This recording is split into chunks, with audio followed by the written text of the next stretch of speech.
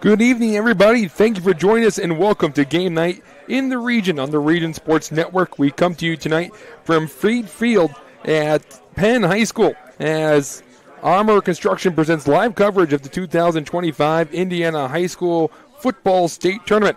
Tonight, the Crown Point Bulldogs take on the Penn Kingsmen. I'm Andrew Mild. I'll be handling the play-by-play for tonight's broadcast. And joining me with all the color analysis of tonight's game is the coach, Doug Dialson. Good evening, Doug. Andrew, we're in store for a good one here tonight, man.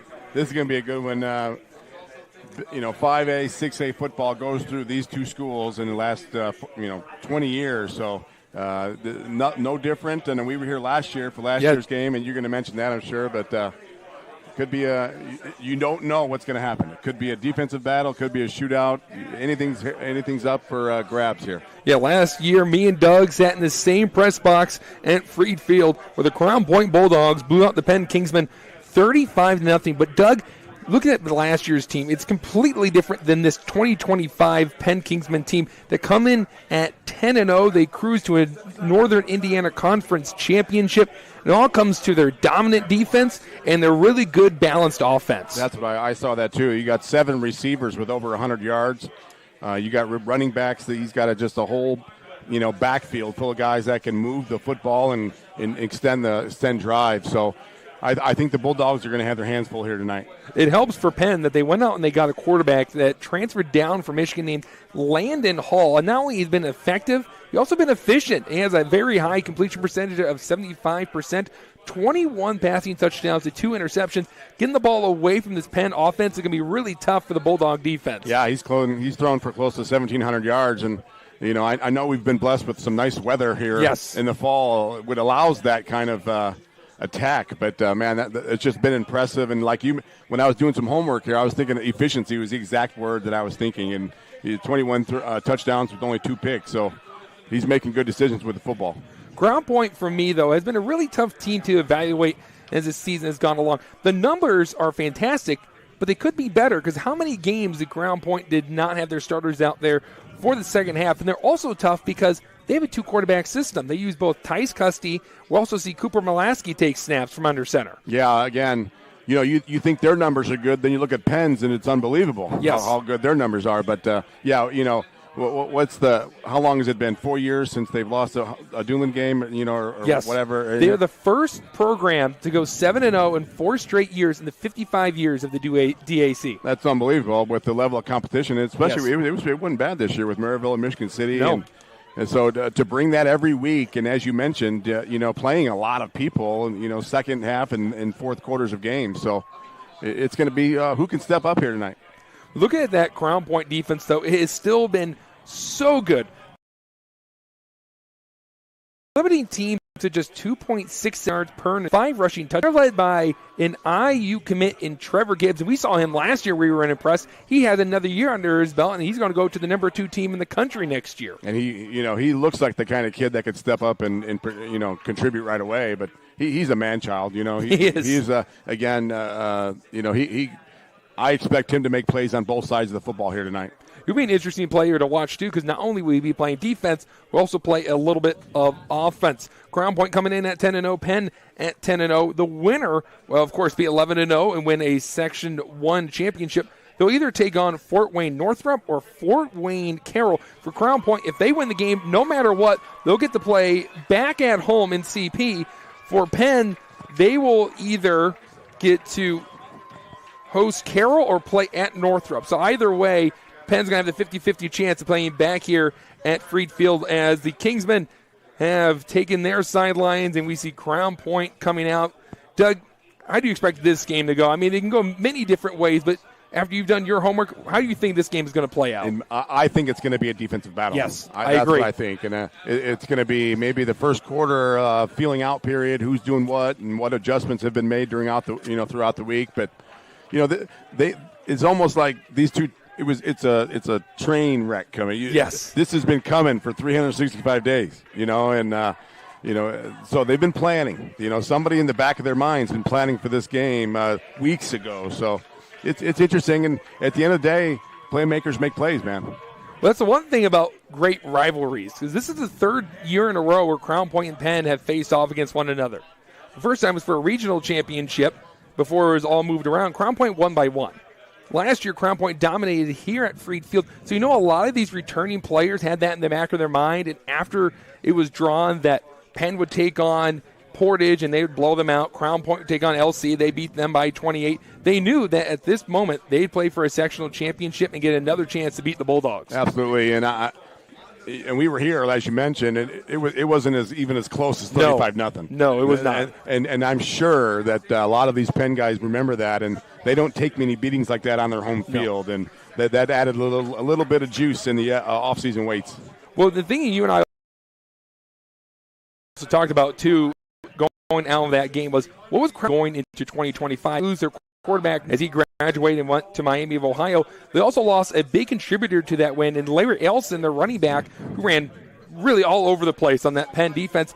He also graduated, but they also have 2 really good running backs in Braden Shutt and Max Gurnick. Yeah, again, and that's what Coach Bazia does is it's next man up, right? He's just the way, his program runs. What's he got, about 120, 130 kids in his program for varsity football. Yes. So, and Coach Bazia is 45-4 as Crown Point's head coach. Not bad. His only losses have been in the postseason. Friday night forecast is brought to you by your friends at Economy Electric Heating and Cooling.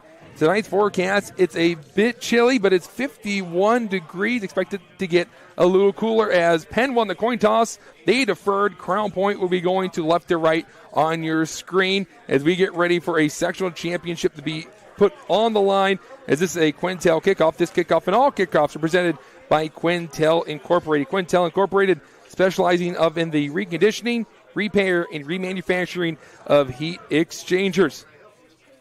The battle of 2 undefeateds as Harris Stipp looks to kick it away, and here we go. Football from Mishawaka, and Crown Point will return it from their goal line, looking for blockers. They find the sideline, going down the field across the 30, and he gets pushed out of bounds at around the 37, 38-yard line, and that's where Crown Point's offense will start. And Andrew, that's what I was thinking about, was that third phase of special teams. We'll see how it plays here tonight, but as we said, the defenses are kind of head-to-head, and it's a coin flip. The offenses, same way. They both move the football, score a lot, but it's that third phase of the special teams. We'll see what kind of difference that makes tonight. Crown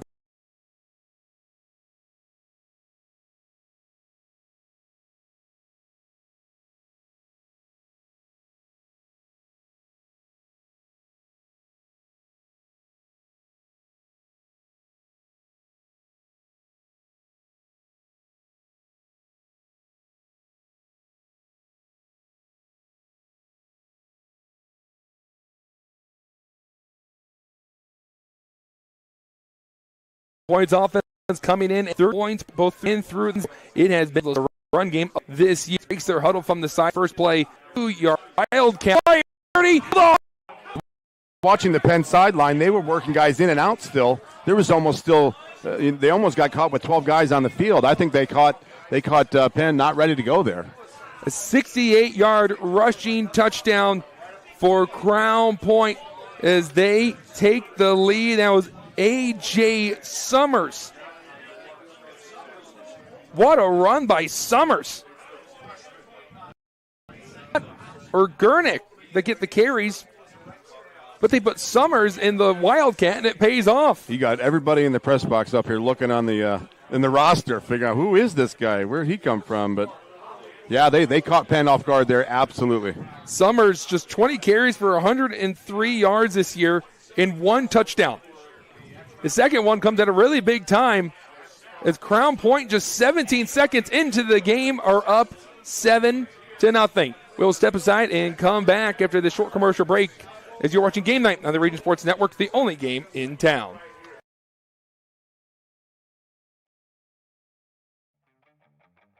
For 6 years, Armour Construction has been beautifying homes across North.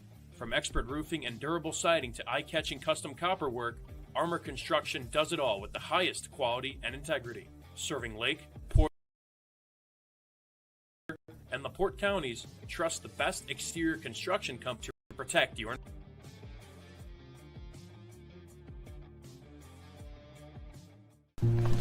Ava, let's go. Try it on.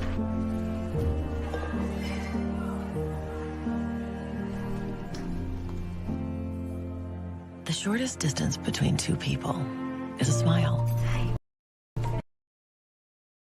That's why we're committed to fighting hunger in our communities. Until everyone has a So kickoff this presented by into the Penn Bulldogs, a 68-yard rushing touchdown. They already have a 7-0 lead. Yeah, Summers just right up the gut there. Again, I know I keep saying it, but Penn was shuffling guys in and out. They were kind of like waiting for the package that Crown Point brought got on the field, and by the time we looked up, Summers was gone. Summers, not a player that we expected to get a carry, but he broke one, and Crown Point has already taken the early lead. Here comes Landon Hall in this very dangerous Penn offense. Hall, a junior, listed at 6'4", and he's going to fake it, drop back. He has time. He's going to throw over to his right. It is completed, and Penn will gain a couple of yards there. That was the tight end, Carson Bays, that hold in the first pass attempt of the game for Penn. Yeah, Crown Point's been playing that 3-4 where let the running or the linebackers go run free, and they're usually pretty good east-west, sideline to sideline. Crown Point does have Mark Gonzalez, the nose tackle, who's a captain. He's been very good for them this year. But watch out for number 39 in Trevor Gibbs, a player that we highlighted in the pregame show. A naked look for Penn. Just Hall in the backfield as they go for a pistol look, a handoff to the right. They get some yardage there, and that will be a Four Seasons Mechanical first down. Good run by Jaden Parker. Yeah, again, it's kind of with all of the weapons that Penn has, who do you stop, right? I mean, you got to go off keys and tendencies, but Hall looks impressive. He looks like a quarterback, doesn't he? He looks like, yep, he's a quarterback. They describe him as a pro style with a strong arm, and I'd have to agree, as he had a good amount of passing touchdowns last week in their 55-7 decimation of the Portage Indians. Ball is on the 33-yard line after Four Seasons Mechanical first down. Parker moves to the left hip of Hall. Put a receiver in motion. That's Hurley. They're going to hand it off to Hurley. Hurley puts it on the turf, and he has nowhere to go. Ball is out again. And does Crown Point recovered it?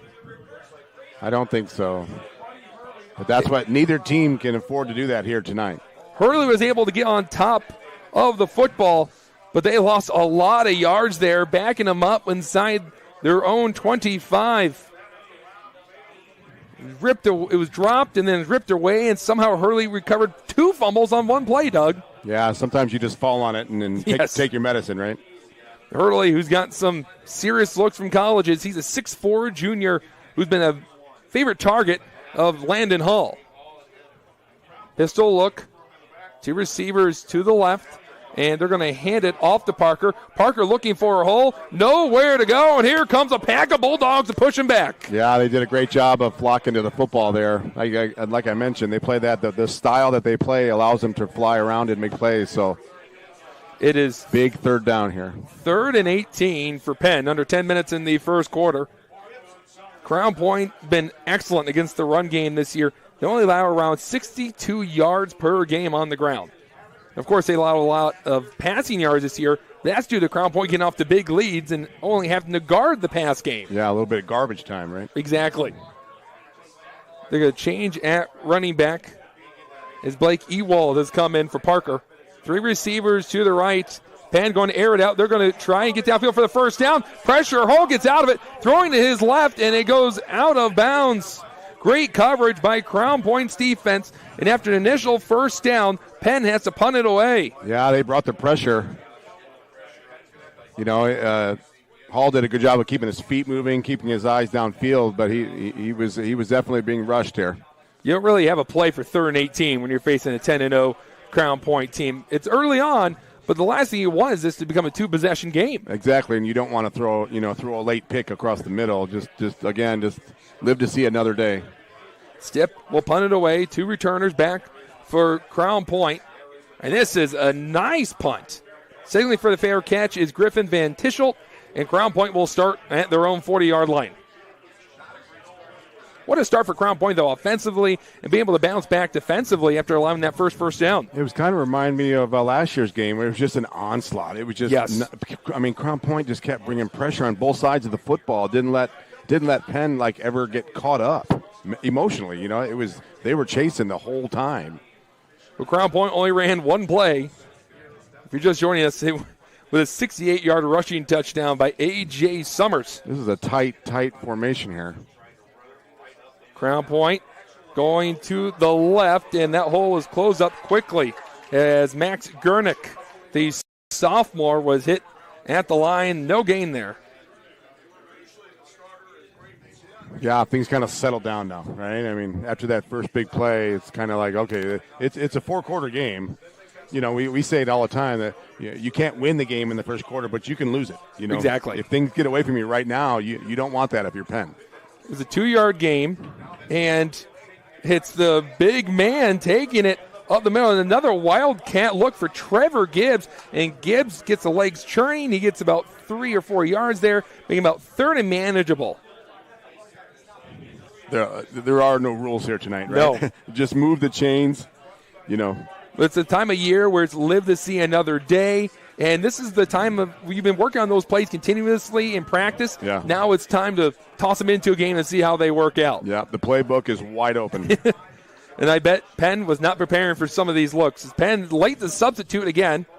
It's 3rd and 5 for Crown Point. They need to get to the 50.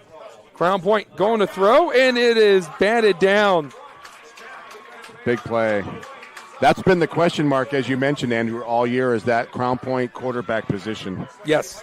Right? I mean, he doesn't look quite as tall as Hall, but,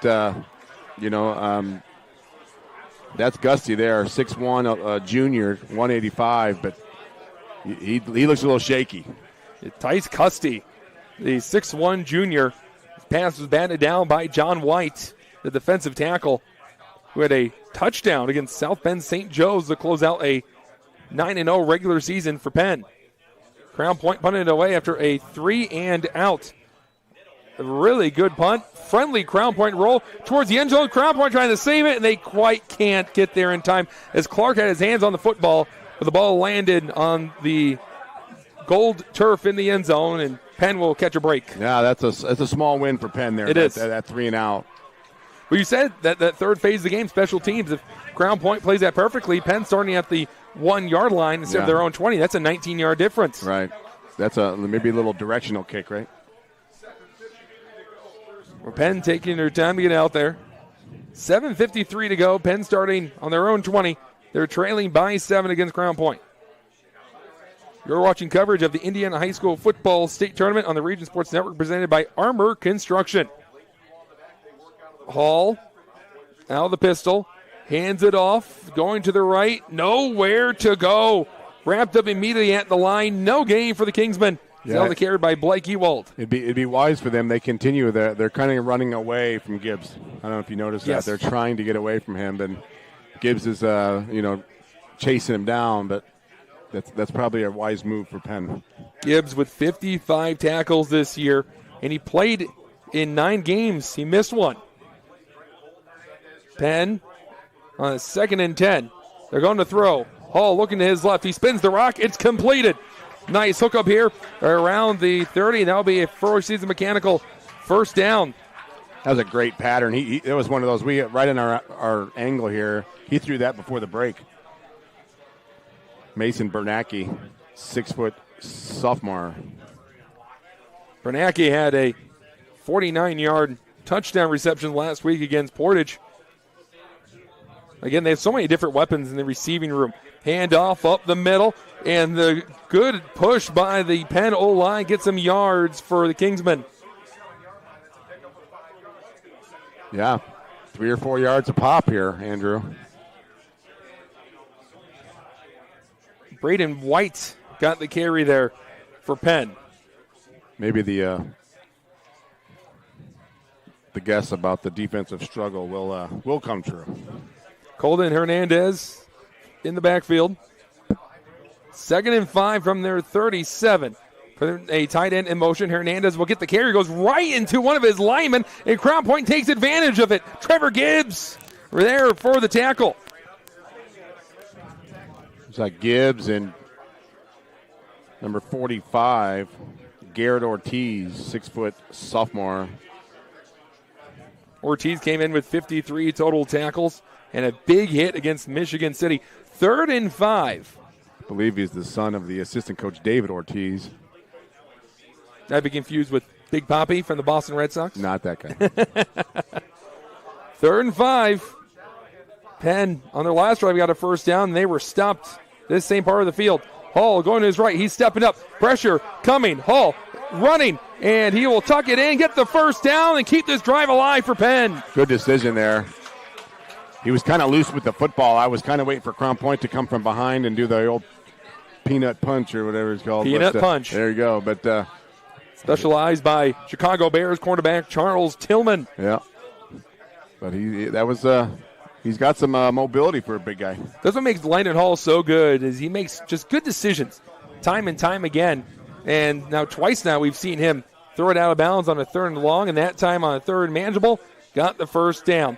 Handoff, Hernandez falls forward, gets 2 yards, 2nd and 8. Yeah, the Bulldogs are challenging him, putting a lot of guys in the box. Yes. They're saying, okay, we respect you, Hall, but you're still gonna have to beat us at our game. That's also putting a lot of confidence in your corners and your safeties to be left on an island with these explosive playmakers that Penn have. Yeah. And say, hey, we're going to take away the run game, beat us with the pass game. Correct. And the Penn offensive coordinators are trying to just setting something up, right? You kind of feel something coming. 2nd and 8. Hall going to his left, and it is completed. It will be Bernanke again to bring in the pass and move those chains. That's a big chunk play for Penn. Yeah. And it's a 4-season mechanical first down. Yeah, the secondary of Crown Point is playing soft. They're giving lots of room to Bernanke. It's number 25, Cesar Torres, freshman. I'm sorry, Carson Cavalcante? Cavalcante, yes. There you go. Junior, sorry. And the thing is, too, is that you watch Landon Hall's eyes. He looked that way the whole time. That's one of those double numbers they have with 900 people on their roster. Problem with the 6A schools, right? Right. Hernandez still in the backfield. It's going to be a fake to him. Here comes the pressure. Hall gets rid of it, and he finds a man for a first down going down the sidelines, and Penn is inside the 20. Oh, what a play by Landon Hall. Hall knew he was going to take a shot there. He was waiting for his receiver to make his break. As I said, the secondary of Crown Point is really giving a lot of room. That was Brock Donay, a junior, had 1 catch all year for no yards, brings that one in and puts Penn on the Crown Point 16. Donay's a big guy. He looked like a tight end, right? You listed it as a tight end. There you go. He looked like one. First down. Stretch off to the left. Crown Point trying to proceed over there, and Trevor Gibbs able to stop Jaden Parker. He gets him up to around the 12. That'll be a 4 to 5 yard gain. And Penn can still get a first down. Yeah. I think the game also, we talk about it, the game's going to be not shooting yourself in the foot. Exactly. Right? Stay inside the chains. Don't turn the ball over. 2nd and 5. And they're going to get a audible from the sidelines as Hall, with a good drive thus far. Some big passes to keep those chains moving. 3 passes completed for first downs. Fake to Parker. Hall looking for somewhere to get open. He's going to run towards the sidelines and push himself out as he saw Trevor Gibbs coming down like a freight train. Yeah, he saw also number 54, Amir Plowden, come in, and that's a good choice there. Right now, Landon Hall, a couple of good scrambles, get some yards out of nothing, and it's going to be 3rd and 5 for Penn. Well, you saw, as we mentioned pregame, with 21 touchdowns and only 2 picks, he makes good decisions with the football. He's not forcing things. You talked about the mistakes. There was a mistake earlier by Hurley when he fumbled the ball twice that put him at 2nd and forever. You got a fortunate bounce. 3rd down, and the ball is stripped away. It's on the ground. Crown Point falls on top of it. It's a strip sack. That's exactly what I was talking about. Those are the big plays that you cannot have if you're a Kingsman fan, but huge play by the Bulldogs defense there. Kind of a bend but don't break. Ben Clark, the brother of Will and Paul Clark, who are a member of that 2023 state team that made it down to Indianapolis, comes off the edge, strips it away from Landon Hall. Crown Point recovers it, and Crown Point will start on the 20 as Mark Gonzalez picked up the fumble recovery. That's a pretty good bloodline, huh, Andrew? Oh, yes. Yeah. Those Clark brothers, they are physical. Those guys were men. Oh, they were men. And they were also phenomenal wrestlers. Yep. They made a couple of trips to Indianapolis for different sports. Yes. What a play there, though. But as we mentioned, it's those big plays. It's see if they can move the football on this Penn defense. Clock at 3:45. Handoff to the left, and Max Gernick has nowhere to go. Telling you what, Doug, if you're a fan of defense, this has so far been your game. I think so. The Penn defense comes in ranked 5th in Indiana, giving up only 8.7 points a game. Yes. I mean, this is legit. And Crown Point, again, with that big first play, that 7 points could go a long way here. Crown Point comes in ranked number 2 in 6A in the IHSAA, Penn at number 5. And it's starting to feel like a heavyweight fight. Crown Point went 3 and out in their last drive. They're at 2nd and 11 as they lost a yard. Quick pass thrown to the left, and it is batted down again. And it's Christian Bonner. Yeah, Tice Custy, he looks I'm telling you, he looks a little shaky right now. He needs to calm down, and that was a little tight. The big defensive linemen are getting their hands up. He's kind of predictable. It was John White on the last drive to stall the drive after a batted ball. Now it's Bonner. And Custy, he's 6 inches shorter than Cooper Mulaski. So if this continues to be a problem, Doug, you might see Mulaski come out. You could, or go back to that Wildcat look. 3rd and 11 from their own 19. Custy in the pistol. And they're just going to hand it off. And Penn's defense is looking mightily strong after a rough start. Crown Point gets a yard back, and it'll be 4th and 10. And they seem like they're going to decline that false start. They call it illegal formation on Crown Point, and it's declined by Penn. As we're at 2:59 in the first quarter. Crown Point scoring the first play from scrimmage, and now they have back-to-back 3-and-out drives. That's why I said it's again, if as you mentioned, they might have to make a change and go to Mulaski or stick to that Wildcat look. And that's the nice part about playing a 2 QB system all season long is if one quarterback is struggling, you go to the other one. Yeah. It's like going to the bullpen in baseball. Crown Point with a long punt coming their way. This should give Penn good field position as the ball lands at around the Crown Point 49 and then skips over. They're going to mark it at the Penn 49-yard line.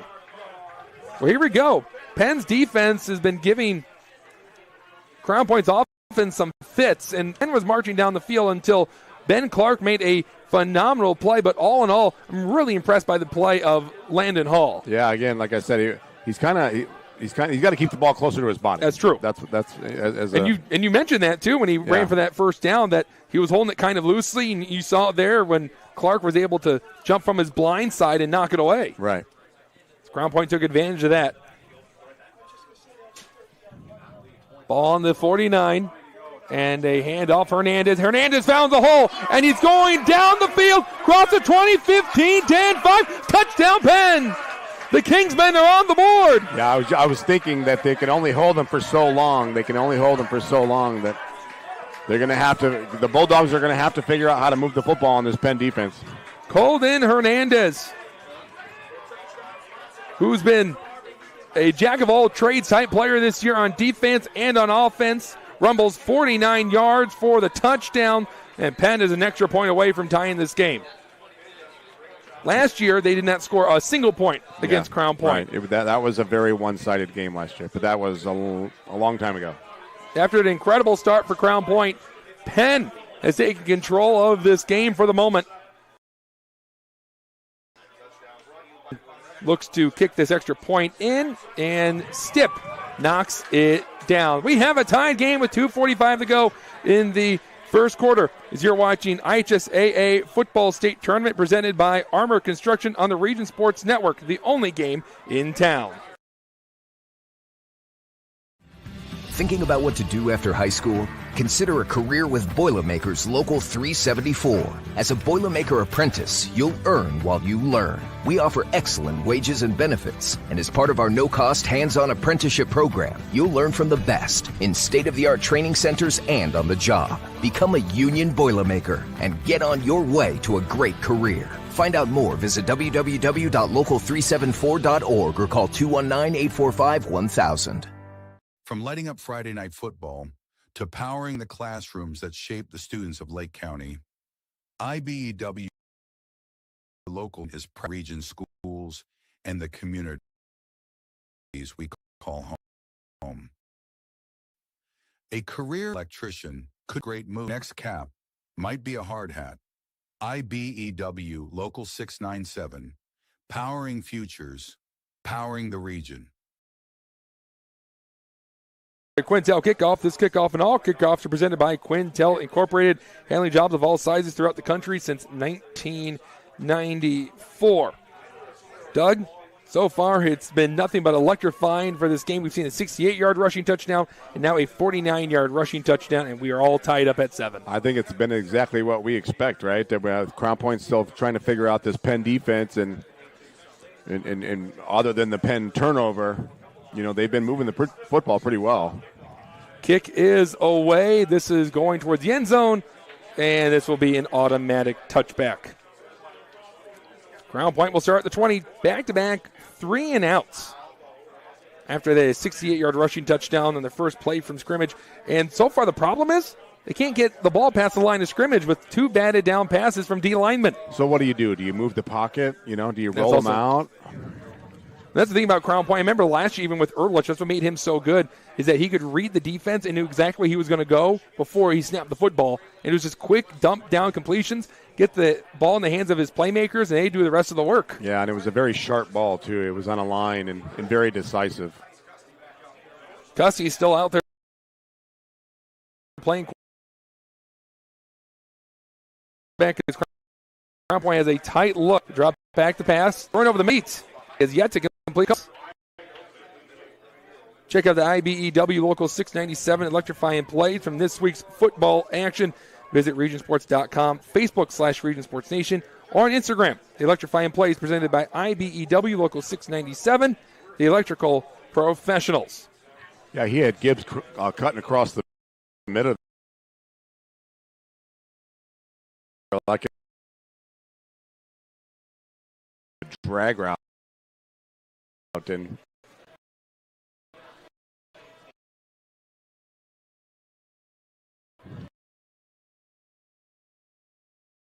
he threw it low and outside there. Okay. They're going to give it to Shutt. Shutt going to Hitler, and here comes 3 for the 3rd and half minutes. I think just they need the way that another 3rd straight 3 and outs, that momentum's going to be colored in black and gold. Yeah, big play, and again, Penn defense is just being Penn defense. This is what they've done all year. Penn last week made some plays. They scored 2 pick sixes back-to-back to go up 14-0 against Portage.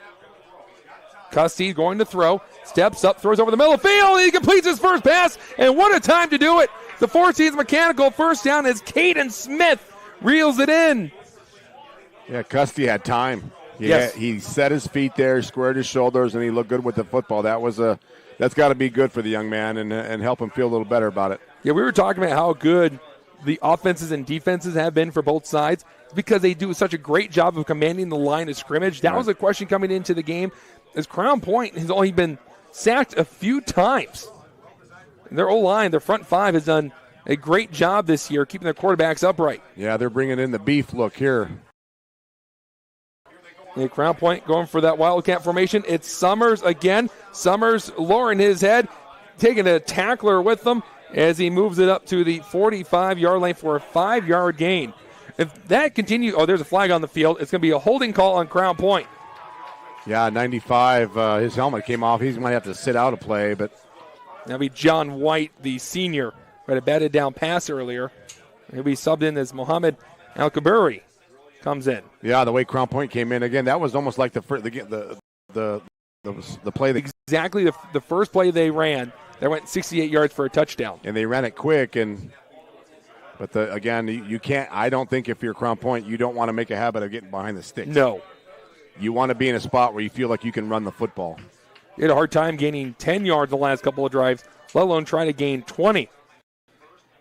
As this could be the last play we'll see in the first quarter as that clock is running down to 1 minute, maybe one more after this. Crown Point, 1st and 20. Tight end in motion. They'll just feed the beast. And Crown Point gets 2 yards there as Max Gurnick had no hole to break through. One more play to go in this first quarter. Tied at 7. Crown Point will have it on their own 32. 2nd and 18 coming up.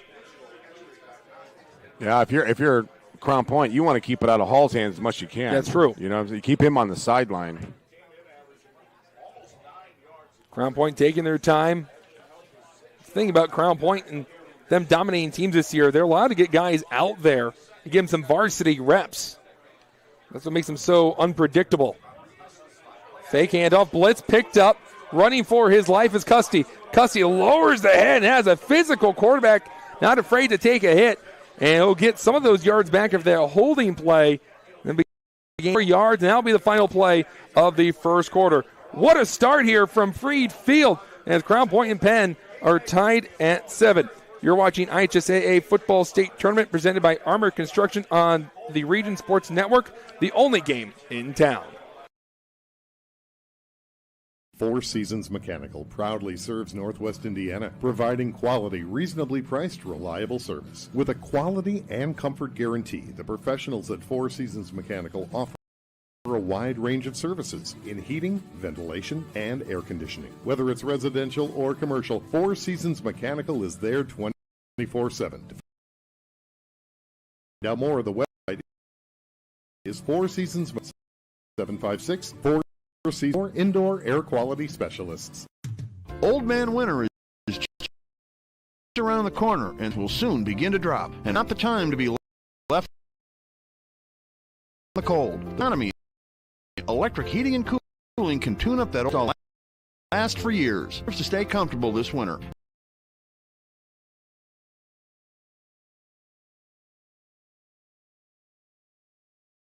Info, the website is forajobdoneright.com. Welcome back to coverage of the 2025 Indiana High School Football State Tournament presented right here on the Region Sports Network. Andrew Meiselson, second quarter, Penn at 7, 3rd and 12 coming out of the break. Custy fires a dart over to the right. Whoa, what a hit! What a big hit! Crown Point will be short of a first down. Number 37, Ethan Horner for Penn, another sophomore. We talked about how they're young still, man. Very young team. You know, the kid flying around making plays. Nice little throw out to the flat there for Custy, but, that was borderline a spear between Horner and Vinny Freeman, the son of Notre Dame head coach Marcus Freeman. This is Four Season Mechanical, 4 down territory. Crown Point, because they're going to go for it, and there's a flag being thrown, and Crown Point's going to be called for a false start. I don't know if Penn has a flag yet, but Crown Point's got 2 or 3. It's Crown Point's second one on this drive alone. A holding backed them up to a 1st and 20. Now that false start. They called for an illegal formation earlier, so that would be Crown Point's 3rd penalty called on them. And you said it. The team that makes the less amount of mistakes is going to win the game, and instead of Crown Point going for it on 4th and 8, they're going to punt on 4th and 13. Well, I think they were going to quick kick it anyway, but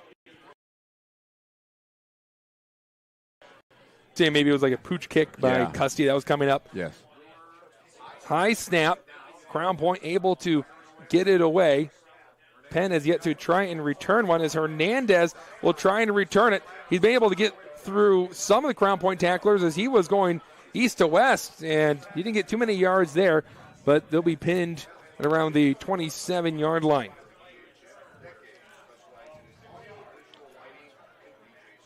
Doug, you were talking about, you've been really impressed with Hall's play thus far. I just like his stature. I like he carries himself and his decision-making so far. He, like you said, he threw it out of bounds a couple times, and he knows when to tuck it and, get what he can. But, so far so good. And other than the fumble, which you don't want to turn it over. But. No. 1st and 10 from their own 27. Crown Point looking for some answers defensively after Hernandez had a long rushing touchdown of 49 yards.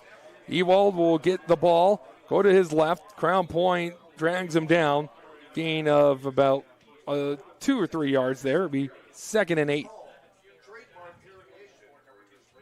Again, right now, this feels like a momentum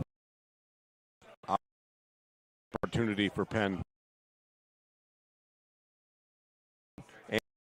And Crown Point, you want to.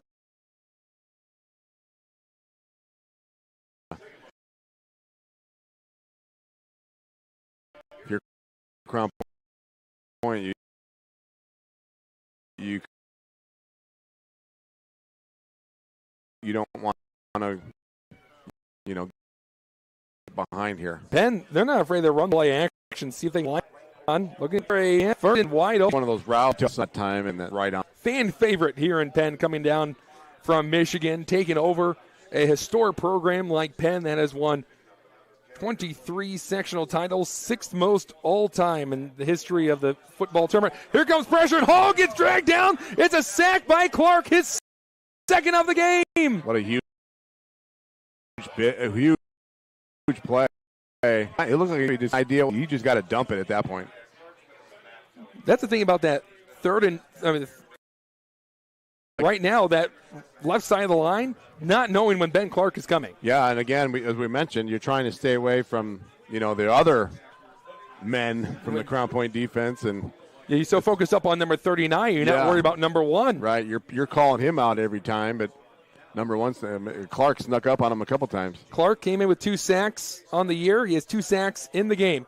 2nd and 18. All of the time of the world for Hall to set up, throw, and it's out of bounds as it was caught. And then the receiver, Bernanke, of course, was pushed out. And it'll be 3rd and 20 for Penn. If Crown Point will pin their ears back here, or you don't want to give Hall too much time. That's true. But you want to be safe. So back your secondary up and bring the heat here.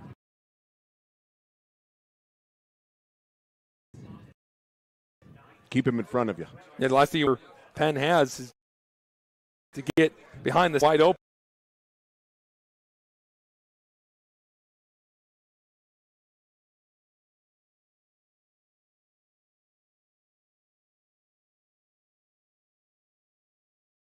Play it safe. We're going to make this a field position game, and the field hobbling a little bit. The senior came in with 200 on the season. A lot of big sides of the football. Earlier from Penn and now from Crown Point. And not a night, realistically, you want to get hit. Low snap, scooped up off the turf. Punt is away. And Crown Point is going to try and return this. Stiff arm. Vantischel going back to his right. And great coverage. I got to say, we've seen some really good punt coverage from both teams on the last couple of drives. Just swarm into the football, aren't they? Everybody want a piece of them. Let's dig into your assignments. Visit regionsports.com, Facebook /Region Sports Nation, Instagram, and Region Sports Nation YouTube. This week's home improvement presented by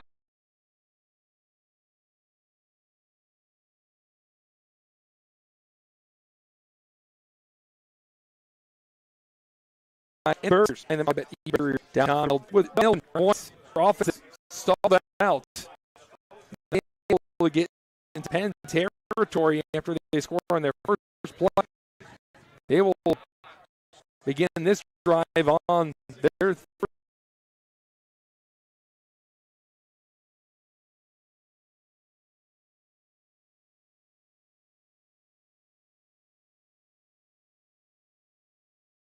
That's Cussey's niche, and they kind of caught him there. Penn bringing the heat. Cooper Mulaski, a junior, who's been in this Crown Point program the last couple of years, backing up Noah Ehrlich. 64% completion percentage, 481 yards, 6 touchdowns, 1 interception. Crown Point has loved this Wildcat formation as Summers is back out there.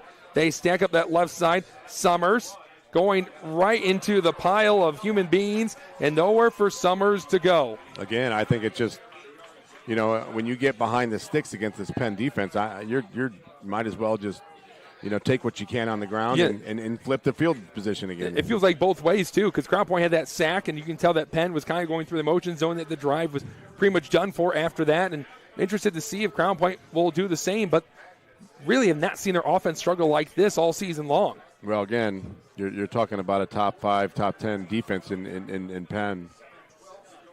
Don't forget, too, that Penn starts off with the ball in the second half after they deferred. Mulaski stays out there for Crown Point. Mulaski fakes it. He's going to air it out. Mulaski looking downfield. He winds up, goes down the field, throws it into triple coverage, and it's batted away as there is 3 Penn Kingmen there to knock it away from Trevor Gibbs. That's a risky throw. It was. He threw into like double or triple coverage there. A lot of gold helmets in that area and just one red helmet. But might as well go to that IU commit, Trevor Gibbs, who's 6'4", 245, and just a freak athlete. And it's a 3 and out again for Crown Point's offense, still looking for some answers. And again, both these teams have never faced this caliber of team that they're facing tonight as they both cruised to conference championships and 9-0 regular seasons, and then they both won their first sectional game pretty handedly. As that punt is shanked a bit.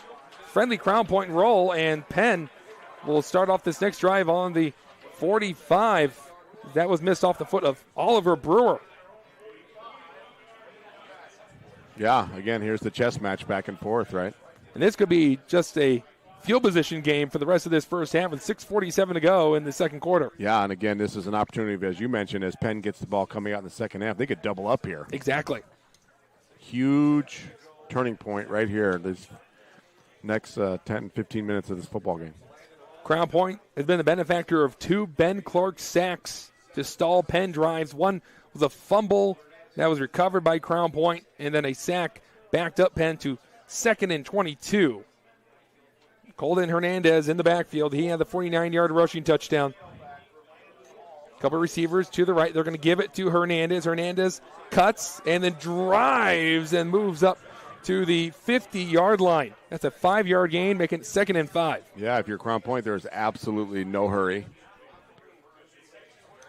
Early on in the year for Colton Hernandez, he was a potential Mr. Indiana in the sport of football. He had 2 interceptions and a 72-yard rushing touchdown versus Valpo week 1. Game-winning 31-yard rushing touchdown, their comeback win against Mishawaka. And then he had a 35-yard pick six and a 34-yard receiving touchdown in a win against South Bend, Washington. So look out for number 3. Flags flying in, and it'll be a false start on Penn. That's going to hurt after they got just 5 yards. They're going to get pushed back 5 yards. Yeah, a lot of movement there. Pre-snap. Again, this is, I think Penn is being they're going to keep it close to their vest and work the clock and try to methodically get down the field. But, I think that might be their first flag. It is. The way the Wild Bunch, what they call their defense, has been playing, keep that Crown Point offense off the field and then let the offense milk up that clock. Right. Shotgun. Going to his right is Hall. Hall completes it, and it'll be a Penn Forsyth Mechanical first down, as that was brought down by Brayson Hurley. Again, just a great ball in a spot where only his guy can get it. He's throwing before the break. These are all timing patterns. Crown Point secondary might at some point have to get a little tighter. Hurley, 38 receptions, 771 yards. He fumbled the ball earlier, was able to recover it, but it pushed him back. Hernandez with a head of steam goes forward, and he's just short of the first down marker. A gain of 8, making it 2nd and short. I think Crown Point's hanging on here right now. Andrea, the momentum is definitely on Penn's sideline. Penn can do whatever they want right now, and Crown Point is going to bring in a 4th down lineman. That is Steven Pantilic. Hernandez getting the ball again. He'll get that first down and plenty more. Four Seasons Mechanical first down. Keep those chains moving as he gets them to the Crown Point 32. You hear all the cheering and the hooting and hollering from the Penn faithful. And, Doug, they've had a lot to cheer about after the Summers touchdown. Yeah, it just feels like it. The momentum is definitely going to Penn right now. Crown Point needs something, some kind of a stop here to slow this down. 4 down linemen for Crown Point. They're showing blitz. Couple receivers to the right. Hernandez up the gut again, and Hernandez just gashing this Crown Point defense as he gets 5 more yards.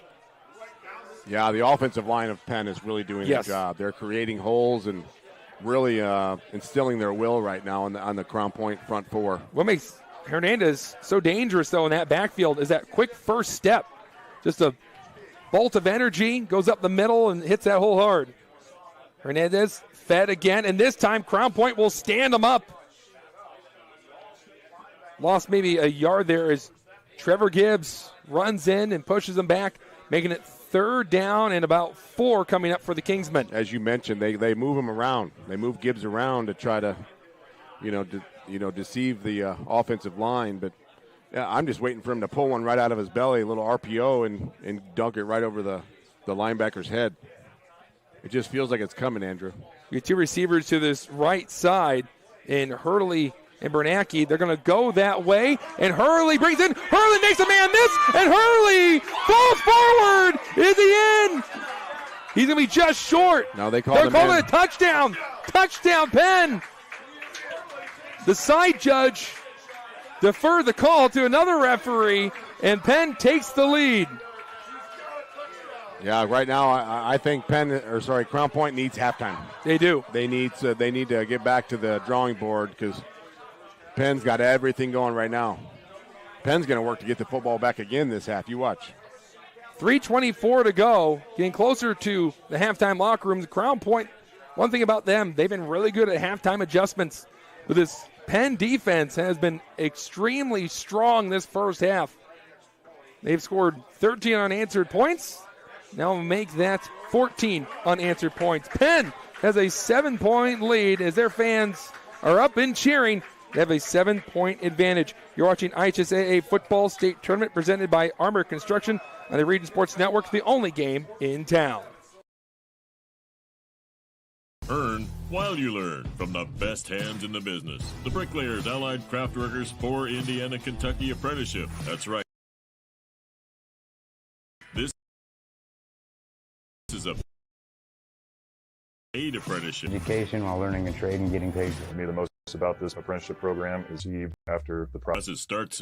There are training stations in Kentucky. We are the Bricklayers and Allied Craft Workers for Indiana, Kentucky Apprenticeship. The best hands in the business. Flip the switch, a light turns on. Press the button, machines and instruments come to life. Touch the screen, communicate with the world. Simple tasks, guaranteed results. Every second of every day. That's the power. And that's the power brought to you by the Nika contractors and electrical workers of local. This is Quintel kickoff. This kickoff and all kickoffs are presented by Quintel Incorporated. We welcome you back as Armour Construction presents RSN game night coverage of IHSAA State Football Tournament right here on the Region Sports Network. For roofing, siding, gutters, and more, call Armour Construction at 219-987-2023.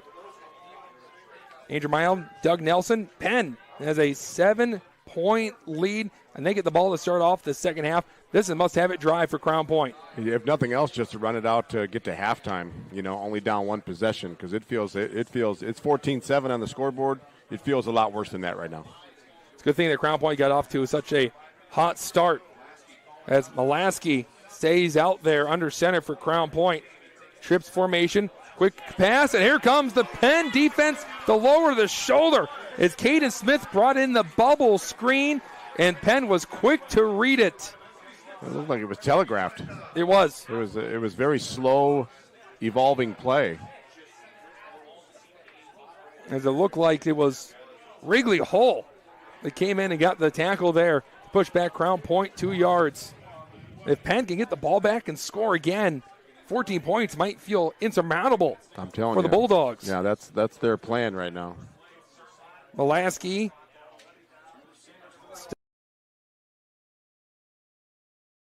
playing quarterback after it has the QB for Crown Point. 2 receivers to the right. Quick pass. Smith again. Smith can't spin out of the tackle. And Penn's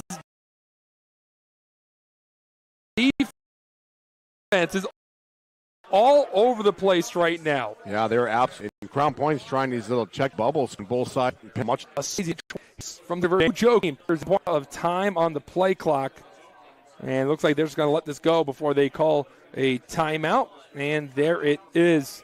1:54 to go. Crown Point takes a timeout, and Penn, they are pumped up, and why not? This is their game right now. You're watching IHSAA Football State Tournament presented by Armour Construction on the Region Sports Network, the only game in town. If you are injured in a worksite accident or hurt by a defective product, go with the guy that has a proven track record litigating these cases. Otto Schragle, a principal partner at the Allen Law Group, will make sure those responsible for hurting you are held to account for their negligence. With multiple offices in Indiana and Illinois, you can reach them at 219-465-6292 or reach them out on the web at www.kenallenlaw.com. When it comes to your money, you deserve more than just numbers on a page. You deserve someone who sees the full picture. Meet Mark Machnick, one of Northwest Indiana's most trusted accounting professionals. Whether you're running a business, planning for retirement, or just trying to make sense of tax season, Mark Machnick, located in Highland, makes it simple, personal, and believe it or not, painless. Contact Mark and his team today at 219-595. We are back. 3rd and 13 coming up for Crown Point on their own 17. They're just going to hand it off, but there's plenty of room, but what a late tackle. Oh, my goodness. Max Gurnick had plenty of space down the sideline, and it was Blue that was able to drag him down and make sure Crown Point didn't get a first down. Did he run out of bounds, or was it a timeout? I didn't see. It was a timeout for Penn. Yeah. As Gurnick was tackled within bounds. Mayor Pete Land and the Crown Point Police Department are proud to support Crown Point Bulldog Athletics and say go Bulldogs. Crown Point remains dedicated to preserving history, celebrating everyday life, providing the best in city services, and encouraging smart growth. Honor veterans with the City of Crown Point and American Legion Post 20 during the Veterans Day ceremony at 10:30 November 11th at the historic Lake County Courthouse. 4th and 4 for Crown Point.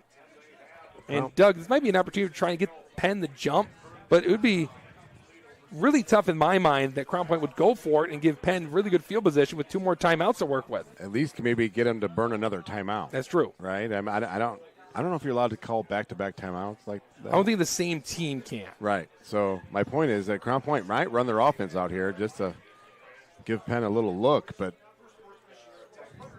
I mean, because you're going to go down 2 touchdowns. You can't afford to do that for your Crown Point. Mulaski is out there with Gurnick on his right hip.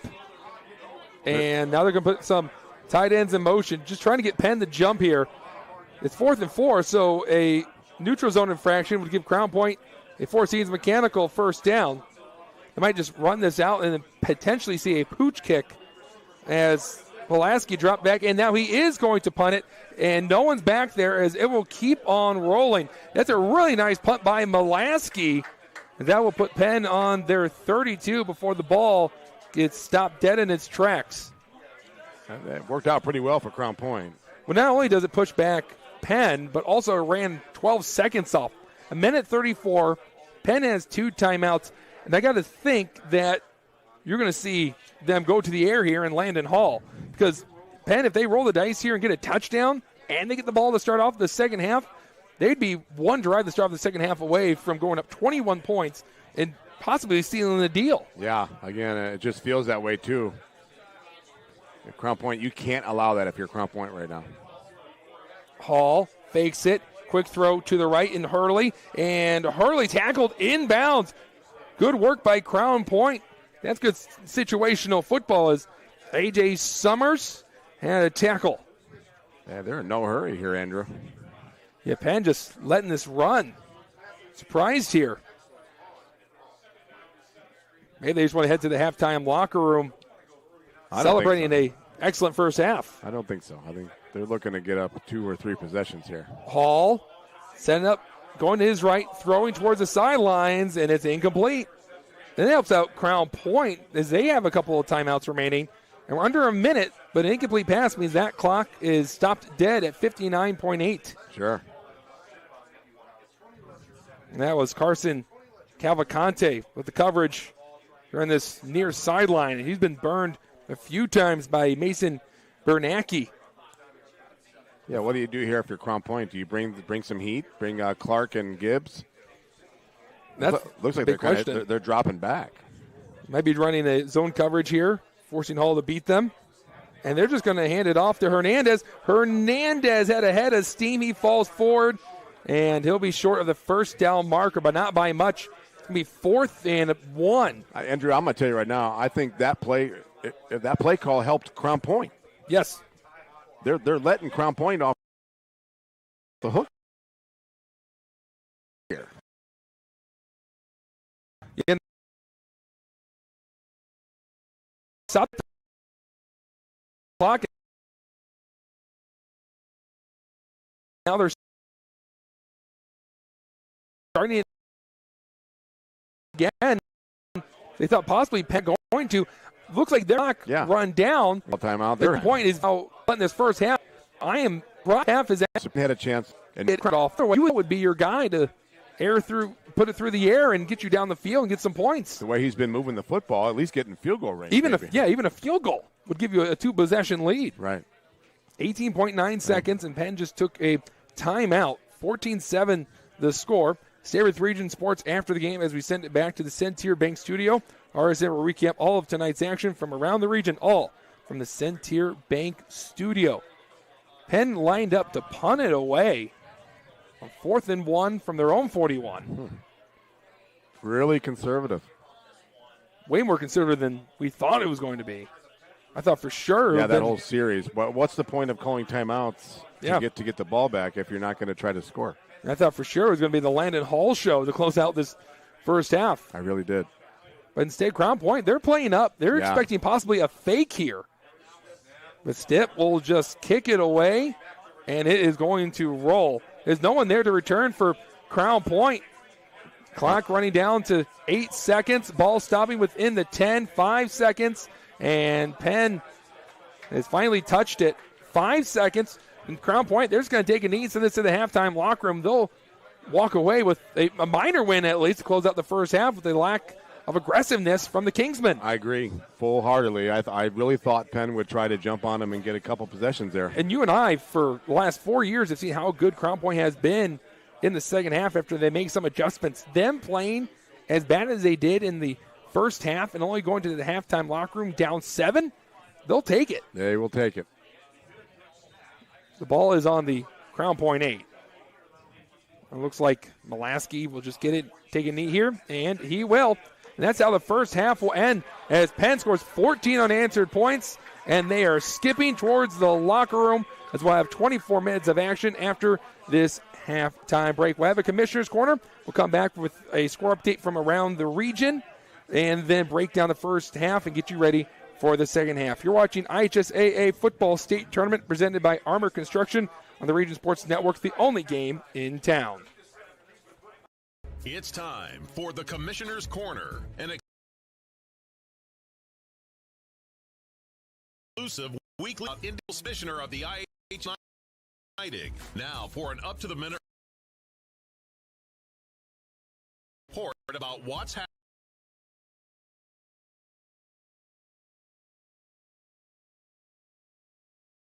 happening in the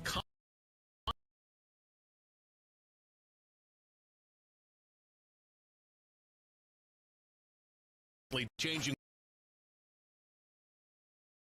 world of high school sports. The commissioner, I'm Commissioner Paul. A lot happening at the IHSAA volleyball state final game championship in Indy this weekend, but stock was heralded because did we see some terrific start?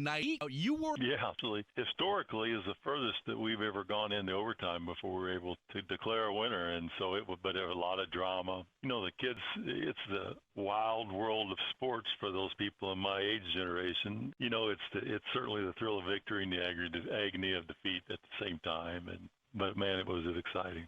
Coming up this weekend, Gamebridge Fieldhouse, the IHSAA Girls Volleyball State Finals. First time ever in Gamebridge. Of course, great partners in the Pacers and the Fever. You guys ready for this one? Oh, we are. So exciting to be able to play. We consider, Gamebridge Fieldhouse our home. And it's home to boys and girls basketball and wrestling already. And what's one more sport? And so girls volleyball for the first time. Actually, it'll be the second event with volleyball ever in the history of that field house. And so we're really excited about it. Class A has Faith Christian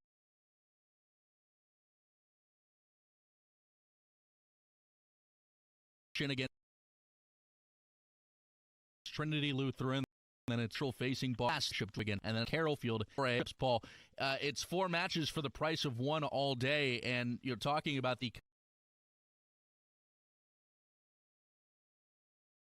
competitiveness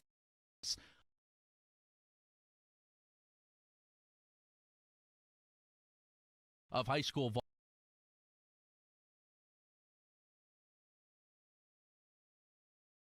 volleyball. Anybody that buys it.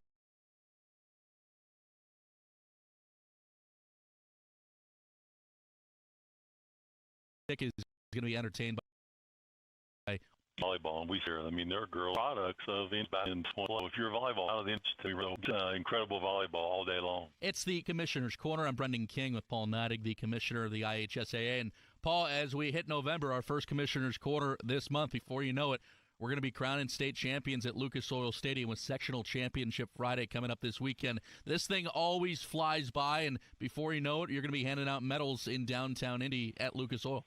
Yeah, we're ready, and we are ready. I know our staff with Robert Falkins and his team have been working hard to prepare this tournament, and it's kind of a all hands on deck season for us. Boy, I also kind of went through. There's going to be some incredible matchups, which only leads to better matchups throughout the rest of the tournament, and so we're excited about it. Paul, also happening recently, the cross-country state championship meets. As unique of a state final setup as you're going to get. We saw back-to-back champions. We saw first-time champions ever in cross-country. What's the uniqueness of putting all that together? Well, Brian Lewis does a phenomenal job, and we have its premier cross-country course in Terre Haute, Laverne Gibson, really in the country. And so we're fortunate to be able to go have a showcase there with our state championships, but it's a spectacle, and it's one of those things that if you've never been, just to see the number of schools participating when they come down that initial straightaway and they come to that first corner, just the colors and the excitement and the crowd, it's really a great event, and we're excited to be able to put that on there, and we crown as true state champion. And this year the boys race was one of the closest in history. Yeah. And a student that actually attends Springs Valley High School was the winner this year. And so it's truly an opportunity for every student, no matter what size of school you go to compete for a state championship. And it worked out this year for Springs Valley. It's the Commissioner's Corner. That's Paul Neidig. I'm Brendan King. Paul, always appreciate the time. We'll look forward to catching up with you again next week. Very good, Brendan, and thanks for helping us put on a great show and informing our people out there. Thanks for listening to The Commissioner's Corner with IHSAA Commissioner Paul Neidig, and thank you for your continued support of the high schools in your community.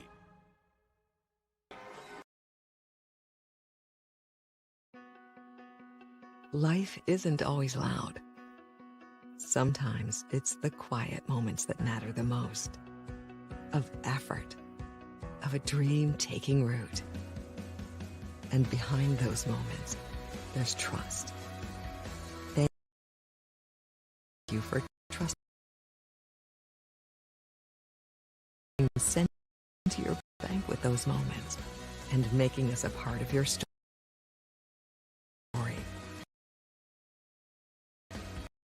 Thank you for the opportunity. The Athlor. They get carried away.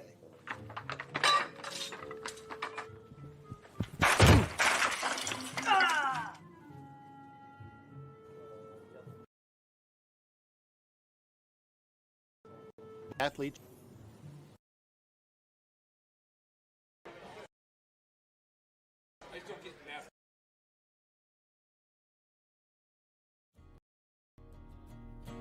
At American Testing Services,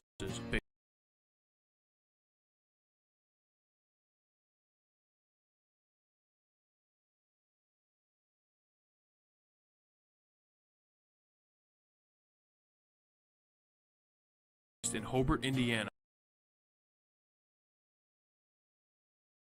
We specialize in NDT services for facility from America's DT. Ethos veneers to dental implants, crowns, and bridges. At Ethos Dental Group, you're assured that Dr. Mark Stojkovic and his associates, Dr. Emily Hansen and Dr. Brian Douts, utilize the latest in technology. Check out ethosdentalgroup.com or call 219-595-3432 to schedule an appointment. Ethos Dental Group, dental care you can believe in.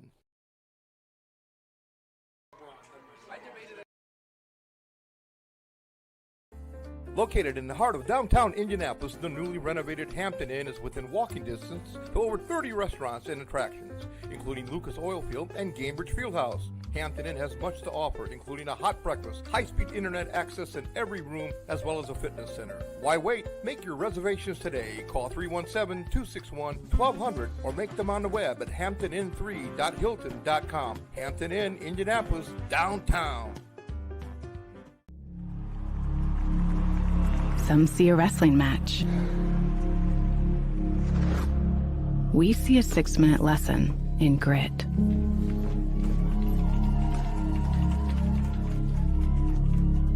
Some see a coach sending a runner home. We see a mentor guiding a student athlete into the future. Proud to keep education in front of athletics since 1903. Welcome back as we give you a Strachan Van Til scoreboard update. We'll start in the Class 1A. LaVille beating down the West Central Trojans 28-0. And the Pioneer Panthers going up against the Carroll Cougars. It's 31-7 there for the Panthers. Going over to Class 2A, the Andrean 59ers lead the Bombers of Rensselaer Central by 2 scores. It's 14-0 in Rensselaer. And then a high-scoring game between Southmount and Lewis Cass. 30-13 at the second quarter. The Mountings of Southmount have the early lead. For the Class 5A, Maryville and Munster just getting started. Back in Maryville, the Pirates have a 7-0 lead. Michigan City going up against LaPorte, a rematch from just a few weeks ago. Michigan City leads 14-0. And an important game for this Crown Point and Penn game, where Penn has a 14-7 lead, is Northrop and Carroll. The Chargers of Carroll lead 28-10. Crown Point, if they win, they'll host either one of those teams. If Penn wins, they'll host Carroll, who has the lead. But if Northrop comes back and they win, then that game will be at Northrop in Fort Wayne. Doug, looking at those scores, anyone standing out to you? I'm looking forward to the potential game of Maryville and Michigan City next week. That'd be a lot of talent on that field, and you know, we've seen a couple of those, seen those guys a couple times this year, and we've been impressed with Maryville all year, and then with Andrean, again, they're getting, Coach Skinner does an amazing job and had those guys ready to go down I-65 yet again. Just what he does. The scoreboard update is courtesy of your neighborhood Strachan Van Til Food Market. Follow all of tonight's region football scores live on the hometown scoreboard. Streaming on YouTube.com/regionsports, regionsport.com, neighborhood Strachan shop, or curbside pickup at Soul. You're watching the IHSAA Football State Tournament presented by Armour Construction on the Region Sports Network, the only game in town. Hi, my name is Mark Machnick. I'm the owner of Mark Machnick CPA firm in Highland, Indiana on Kennedy Avenue. I've been working with Region Sports for years now. Started working with Chris years ago, just on some special projects, advertising here, and after a while increased the average. Mainly was doing it for the community involvement. It's such a great network and program they do with the high school sports. But as time went by, I started getting on there more frequently. Phone starts ads all the time. Your ad on so-and-so football game. I saw your ad on a basketball game. And it's really helped my business. It's increased the volume. We're a tight community in Northwest Indiana, sports-wise, and just a lot of community involvement. So that's mainly why I got into it. I remember watching one game. It was a basketball game, and I think there was a little bit of an altercation. And as the altercation was happening, my ad was right on the bottom, and someone typed in, "I wonder what Mark Machnick's thinking right now." And I was thinking, wow, this is awesome. It's really been a great feature for my business. It's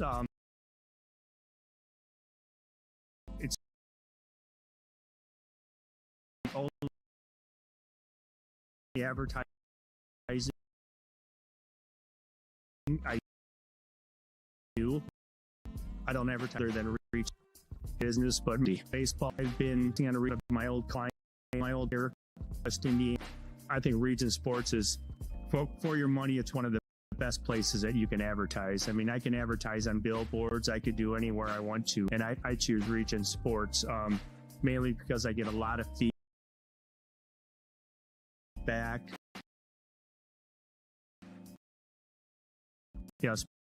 Especially on the high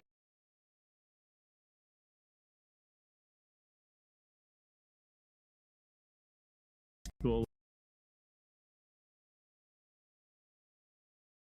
level. A lot of parents, if they can't make a game, they're watching a ram. Centers for my business. It's for advertising. It's the only spot I would advertise. So if you're in the area in sports, it's going to be well worth your tenfold on only game. But they're 2025 Indiana High School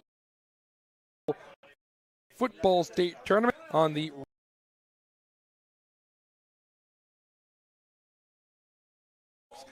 dedicated to preserving history, celebrating everyday life, providing the best in city services, and encouraging smart growth. Honor veterans with the City of Crown Point and American Legion Post 20 during the Veterans Day ceremony at 10:30 a.m. November 11th at the historic Lake County Courthouse. Andrew Mile with Doug Nelson as the Penn Kingsmen retake the field. And Doug, the Penn Kingsmen crowd has been awfully rowdy after a phenomenal first half. Yeah, they're just waiting. The big bad Bulldogs have been knocking Penn out here the last few years, and they think it's their turn. But they've got a lot of things to cheer about. Penn's moving the football, and as we mentioned earlier, Crown Point's very fortunate. It's only 14-7 right now. And you and I, we were coming into this, we were thinking it was going to be a defensive matchup, and it all opened up with an A.J. Summers 68-yard rushing touchdown, and we thought, oh, here we go again. It might be another Crown Point dominant win after they won the sectional title against Penn last year, 35-0. But after that, it really felt like it woke up Penn, and instead of fleeing away from the danger, they fought right back in it, and they had some big plays themselves, and that's what led to them having this 7-point lead entering the second half. Yeah, again, it's a as we mentioned, you can lose it in the first quarter but not win it. But they composed themselves quickly, and and they're playing like the defensive statistical team that they've been all year. As we mentioned, they're in the top 5 of defensive points allowed, and they're playing like it, man. They fly around, and they're making it really hard on Crown Point. And I really think from the word around was Crown Point was kind of lacking in the quarterback spot this year, and we kind of knew that. And it's what interests me, Andrew, is how a good coach and a good coaching staff can kind of play to their strengths. Yes. You know what I mean? Fall into their playmakers' play, whether it's whatever, right? But when you play a team that is as good as Penn, eventually it shows up.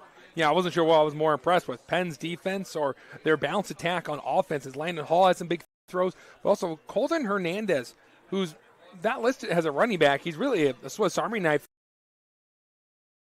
He has a big run, but his job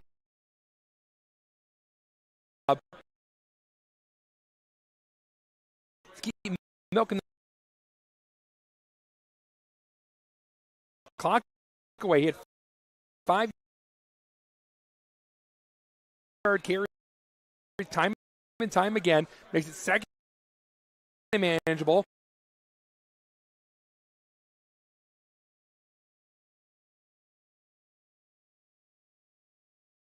Hauled out of the belly of Hernandez and take a shot down the field because the Crown Point defense is pretty soon going to have to start selling out. That's true. And that was the one thing is Crown Point's defense is really playing soft on the pass game. A couple of those completions that led to first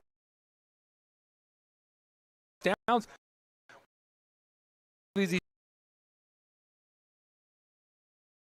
Quick 5 out routes. Yeah. Where it was Landon Hall just Bernacki when Crown at 10 yards. You guys have been right. I think we'll have the Crown Point's offense. Has in triple coverage as Crown Point started off with Tice Custy, and he looked a little rattled. Maybe the environment getting to him. You're in hostile environment against a Penn team that's taking this game very personally. Then to close out the first half, it was Cooper Mulaski, but when Mulaski was out there, it was a completely different package. A lot of quick passes, check downs, and seeing if one of those playmakers could break a tackle and get downfield. Well, Penn, you could tell Penn had studied that. That's true. They were prepared for Mulaski and his short pass plays, and Mulaski's kind of a longer throwing motion. It's not near as quick as Custy, but if it was me, I would go back to Custy and let him go. Because Custy did have some confidence. He did complete a pass for a first down when he found Caden Smith, but other than that, his passes were getting batted down at the line because you're right, Mulaski has the longer throwing motion, but Custy is 6 inches shorter. Yeah, but Custy was also a little quicker out of the pocket. That's true. He was more mobile. Yeah, he was described as a dual threat quarterback, even though he doesn't have a whole lot of rushing yards that can come from the few sacks, but also Crown Point is just known for their West Coast type offense. Very quick passes, dump downs, but that's what Penn was taken away by their D linemen jumping up and batting it down. And for really, after that, Custy looked like he had no confidence in himself. Yeah, as we've mentioned in the past, Coach Bazia and their staff, they don't run a fancy package. You know what I mean? It's very basic and it's very in your face. You know, they used to have the big tight end and the other Mulaski. Do you remember him? He's down at Purdue, I think, throwing in the shot put or something. But he, that they've had a very basic package. But they might have to open up the book a little bit. Crown Point has been known for making adjustments in the halftime locker room, and it helps when you have an Indiana head coach in the Hall of Fame, and Coach Bazia, 45-4 as Crown Point's head coach, led them to back-to-back semi-state appearances, winning one to get to Indianapolis for the first time in this program's history. But for the first time in this early stages of the tournament in the last few years, they ran into a roadblock, which has been this Penn defense, and Penn will start off with the football in this second half as Crown Point returns to their sideline. The clock shows 12 minutes, and we get ready from Freed Field for the second half. 24 minutes to go. One team will move to 11-0 and win a sectional championship. Another team will get their first loss, and unfortunately, the only loss that they'll get in their season will wrap up here tonight. Yeah, the way Penn was really moving the football that second quarter, it feels like Crown Point cannot go down 2 possessions. No. You know what I'm saying? The way they were moving the football. But we'll see how like as we said, the adjustments have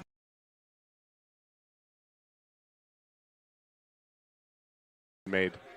This is a Quintel kickoff. This kickoff and all kickoffs are presented by Quintel, specializing in remanufacturing brewer. Heat up.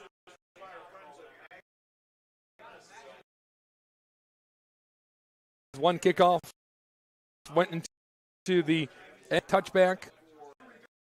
And it will go into the end zone for a touchback.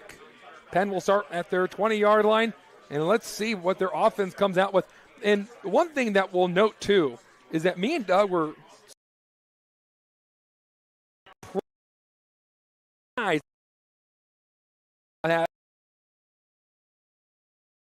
that first half ended. Penn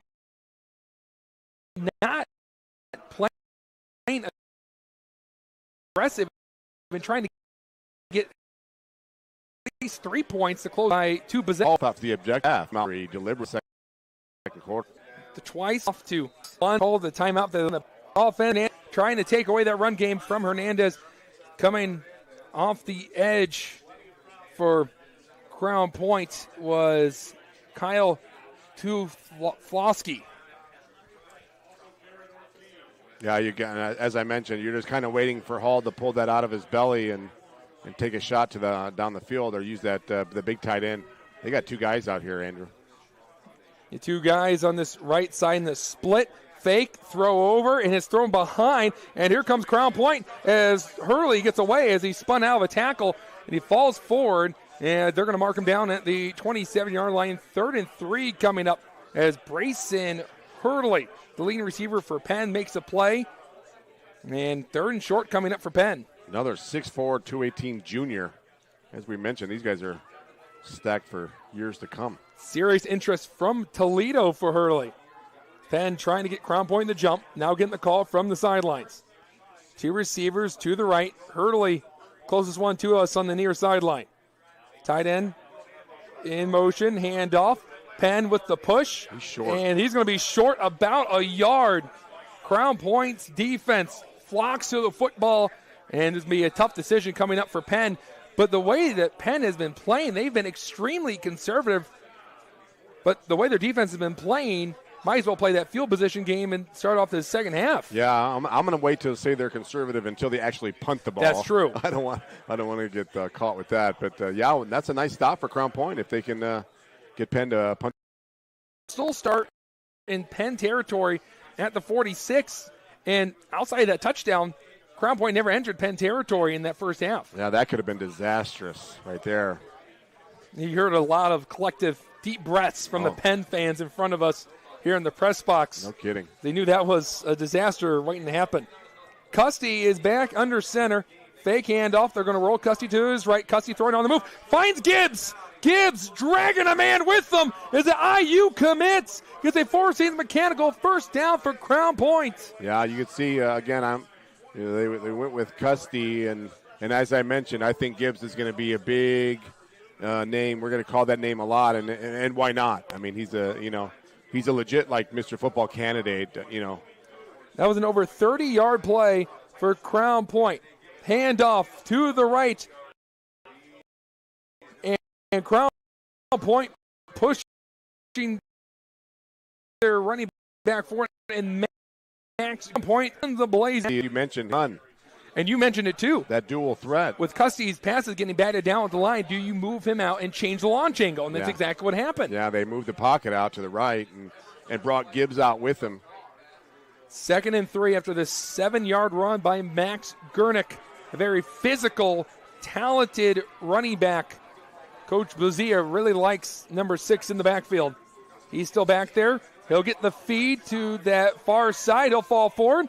And a 4-season mechanical first down. The Crown Point offensive line is getting a really good push right now.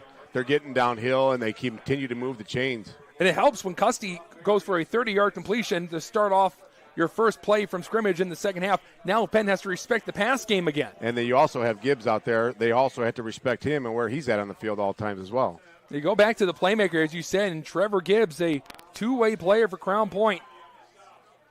All-state linebacker and a good H receiver. Penn scrambling right now, but Crown Point allowing them throw over the middle, and a risky throw as Custy threw it short.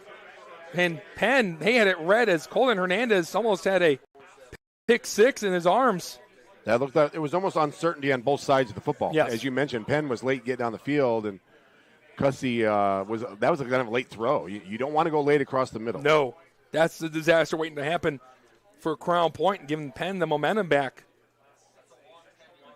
It's 2nd and 10 from the Penn 13. They can get a first down, right? They can if they get to the 3. Custy hands it off, and here comes the tackle defender.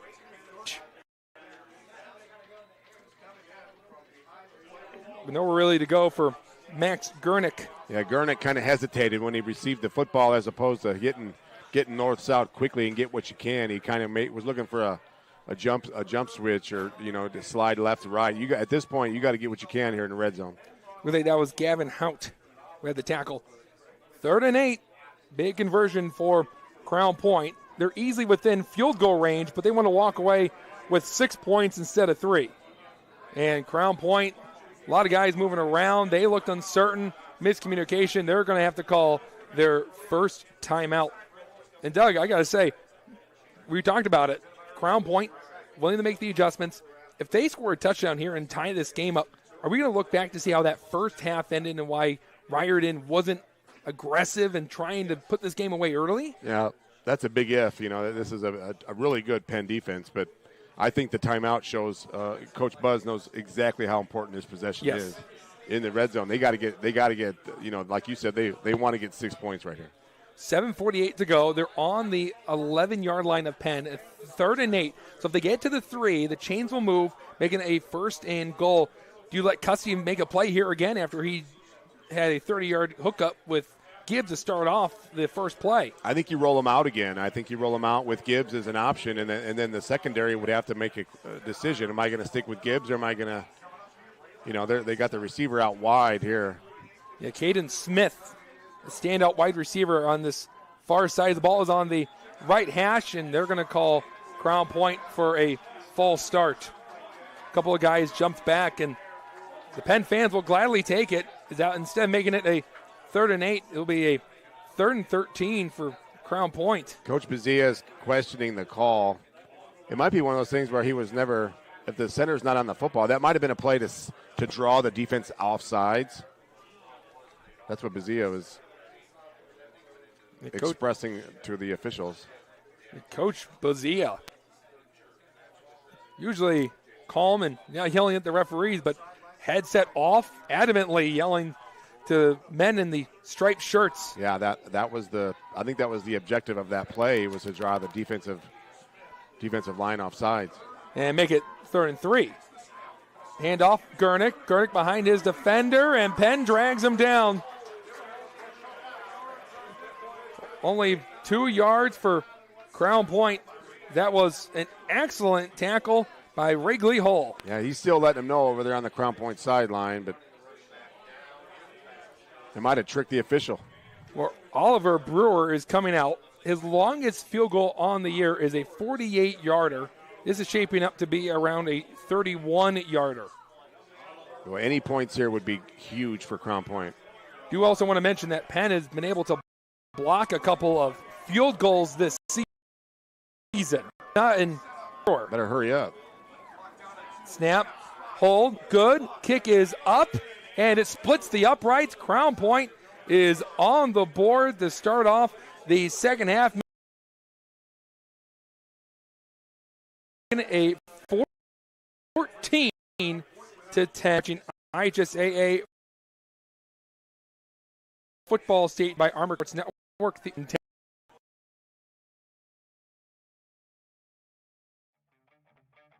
Armour Construction has been beautifying homes across Northwest Indiana. Roof.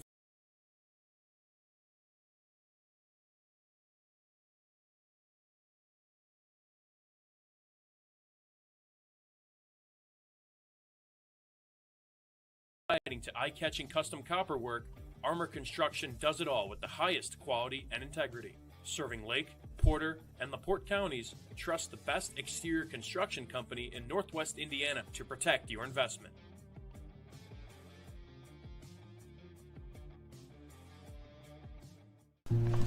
Ava, let's go. Try it on.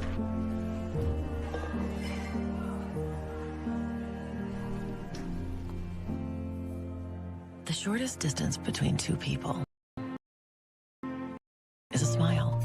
Committed to fighting hunger in our communities until everyone has a reason to smile. Strack and Van Til, where making life easier starts with a smile. Brewer kicks the ball away as Hurley and Hernandez are back. And Brewer kicks out the back of the end zone. That was a Quintel kickoff. That kickoff and all kickoffs are presented by Quintel Incorporated. So welcome you back to coverage of the 2025 Indiana High School Football State Tournament presented by Armour Construction right here on the Region Sports Network. Andrew Mild with Doug Nelson. And Doug, what have you seen to start off this second half? I'm a little surprised of the game plan of Penn here. Yes. Hall was moving the football all over the place, and they're playing very tight right now. I'm not saying they're playing not to lose. It's way too early for that, but man, they were flinging it all over the place and having great success. Penn gets the ball back, starting on their 20. They went 3-0 on their first drive of the second half. Quick throw, and it's completed by Hall to Pernacki. Pernacki gets past the defender. He gets dragged down by a swarm of Bulldogs. That'll be a Four Seasons Mechanical first down. And Mason Bernacki in that first half was saying we said a lot on those 5 and outs. And once he gets that football, he's a really hard guy to bring down. Yeah, and Crown Point flocks to the football, but it's 10 yards later. Exactly a 10-yard gain as they move it up to their own 30. Hand off to the left side, and Crown Point closes up that gap pretty quickly. That was a carry by Blake Ewald. And we saw earlier that Jaden Parker went out with an injury as he walked off the field limping on one leg. Parker has finally rejoined the fray. He's out there lined up as the running back for the Kingsmen. Yeah, you can see some Penn guys Hurley's kind of stretching out his hamstrings as well. As you mentioned, it's a little chilly out there, but it's perfect football weather, man. Oh, exactly. It's no wind out there, and it's a really nice evening. 2nd and 8 from the 32, 6 minutes to go. Hall going to throw. Pressure. Going to his left, and there's nobody over there. How is that not grounding? The referees might have to talk about this one. There was no one in that area. This could be intentional grounding on Penn. The side judge meeting with the head judge. And there's the flag. It is going to be intentional grounding. Spot on, Doug, and I thought the same thing. Yeah, there's no one there. And I thought, boy, Hall, he got happy feet there. He did. The pressure that Crown Point's bringing is really taking its toll on Hall. I will say there's a few times where Crown Point has brought the blitz. Hall got a little happy feet, as you said, and has flung the football away. That was a panic right there. And Crown Point, I think, understands that if they give Hall time to throw, he's going to dissect them for the rest of this game. So you have to continue to bring Gibbs and Clark the way they've been doing it. You can't let him sit back there and pick you apart. And Hall's had a hard time on reading that 3-4 defense that Crown Point has, where there's 4 linebackers. You don't know who's going to blitz and who's going into coverage. Yeah, so you're looking at 3rd and forever here. Yeah, it's not only his loss of yardage, but also a loss of down on an intentional grounding. And Penn's been playing it very tight on these 3rd and long plays. Yeah, it's going to be 3rd and forever as they move the ball back to the Penn 16-yard line. Got to be very careful if you're Crown Point here. Nothing over your head. Yeah, this is about 3rd and 23. They have it marked down, and they're just going to hand it off to Parker. And Crown Point will gladly take that. Parker gets pushed out of bounds, and they're going to throw a flag on Crown Point for a late hit, I believe. Is that right? This is coming from the back judge. No, that's got maybe a hold. Oh, that's a holding. Okay, they're going to call a holding. A bit of a late call for a hold, too. Yeah, it was. That's why I thought it was going to be a personal foul. That would have been, I think Coach Bazia would have ran over there himself. But, yeah, you decline that. Easily. Because that would only just be it'd be half the distance to the goal. From there, though, I mean, it'd be 3rd and 40. We'll see. He's taking it. Is Coach Bazia going to push back? Now he's Penn? declining it. He's declining it. So holding, declined, and Penn will punt on a 3 and out. So an intentional grounding pushes back Penn. Crown Point's defense is looking mightily stouter than they did in that first half. I'm a little surprised, Andrew. I hats off to Crown Point defense, but my goodness, Penn is playing very tight right now. 4th and 20 from their own 20. Oh, the ball gets away from Stipp, and the ball is on the ground. Here comes Crown Point, and Stipp kicks it away. That's going to be out at about the 8-yard line, Crown maybe. Point might have it 1st and goal. Penn can't get out of their own way right now. Stipp dropped the punt earlier. It's on the 11. That time, the ball went through his legs like a ground ball. Bill Buckner in the World Series for our baseball fans, and he kicks it away. Crown Point is 1 yard away from being inside the 10. Unbelievable. And these Penn fans, they're in absolute shock right now, Doug. Absolutely. I mean, I am. I'm befuddled. Did not expect this to happen as Penn played such a clean first half, but this second half has been a complete 180.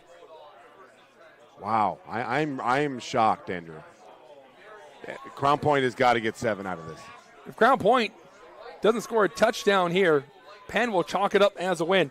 Crown Point showing a much different look. There's 3 running backs in the backfield. Summers will fake it, go to his left, trying to get the edge, lowers his shoulder, and they're inside the 10.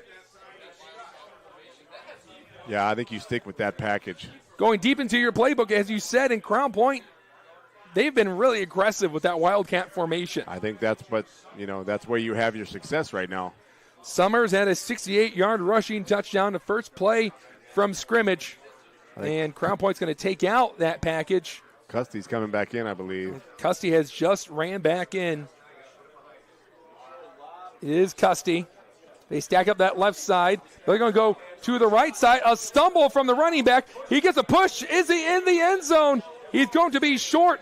Braden Schutz knocking on the door of giving Crown Point the lead back. I'm telling you, Crown Point offensive line, they had a little motivational talk at halftime because they are owning this third quarter right now. That first down is brought to you by Four Seasons Mechanical in Maryville. Visit them on the web at fourseasonsmechanical.com. Under 5.5 minutes to go in the third quarter. Andrew Mild with Doug Nelson. First down. Trevor Gibbs, the big man in the backfield, as he pushes. They have 12 guys on away, the field. They have too many guys on the field. And Crown Point had too many men on the field, as Doug said. And that's the case. They'll make it a first and goal from the Penn 7. They're going to call neutral zone on Penn. But there's too many guys on the field. A neutral zone called on the Kingsmen, and Coach Riordan, now it's his turn to voice his displeasures with the referees, as Crown Point will just get maybe a yard there to make it first and goal from the Penn 1. But he had 12 yards on the 12 guys on the field. How's that not a flag on Crown Point? You can't have 12 guys in the huddle. Game is taking a wild turn. Is Gibbs in the Wildcat? Gibbs up the middle, and Gibbs is in for the Crown Point touchdown. Unbelievable. Trevor Gibbs. Oh, there's a flag. We got some talking going on. And it's starting to get a little chippy. As we said, these teams have now met each other in the postseason for the third year in a row. And these players, they're starting to voice to one another as the referees are getting in the middle after the play was over on sportsmanlike conduct on Crown Point. Be a dead ball. I think, this should be one of those that you can take on the kickoff as well. I believe it will be enforced on the kickoff. Brewers out there to make this a 3-point game. But right now, Crown Point has gained their first lead since they were up 7-0 early.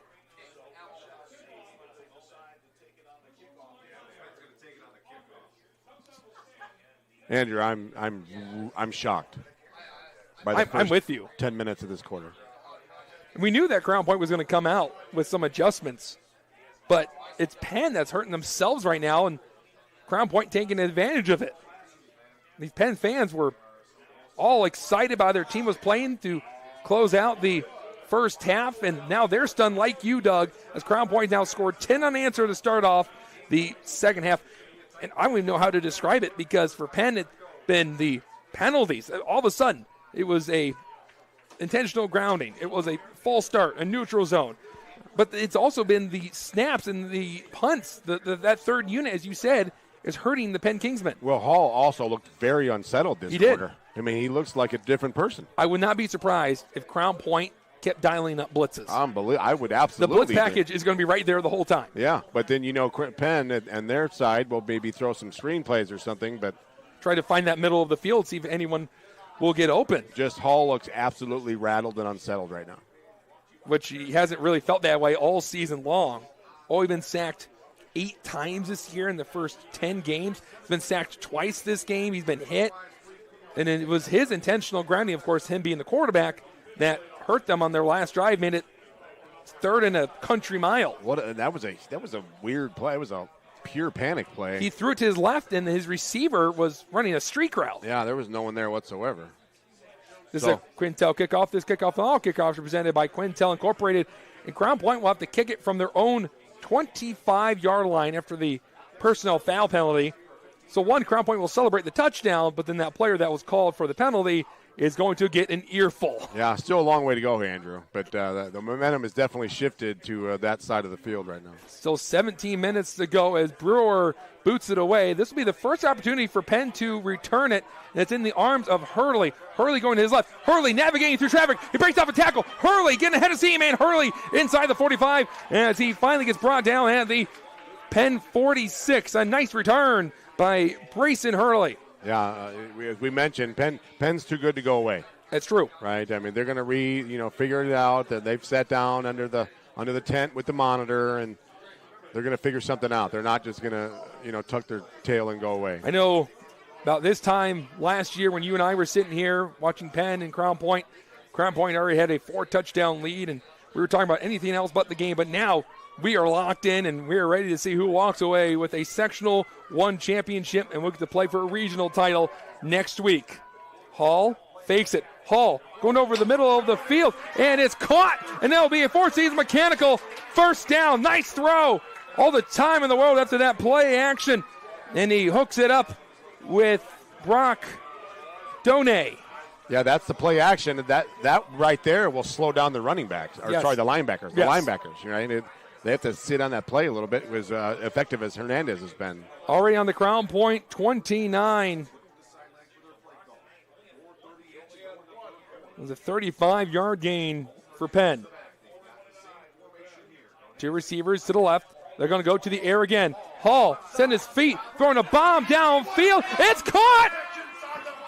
What a beautiful catch and a beautiful arching throw to Mason Bernacki, and Penn is back in it. Yeah, it's like they heard us. They're as conservative as they have been at the beginning of this quarter, they're opening up now, and what gave them some advantage there in the second quarter. A corner route by Bernacki, and they hook it up as they fall on the Crown Point 3. Crown Point bringing in a late substitution. Hall hands it off. Hernandez up the middle. It's a pile of human beings pushing back and forth. And that will be just a yard gain for Colton Hernandez at a rushing touchdown earlier. Yeah, Penn sideline wants a penalty on Crown Point for being late, but they didn't snap the football. No. If quarterback, if Hall looks over and sees him, he's got offsides. Second point to go in the third. Penn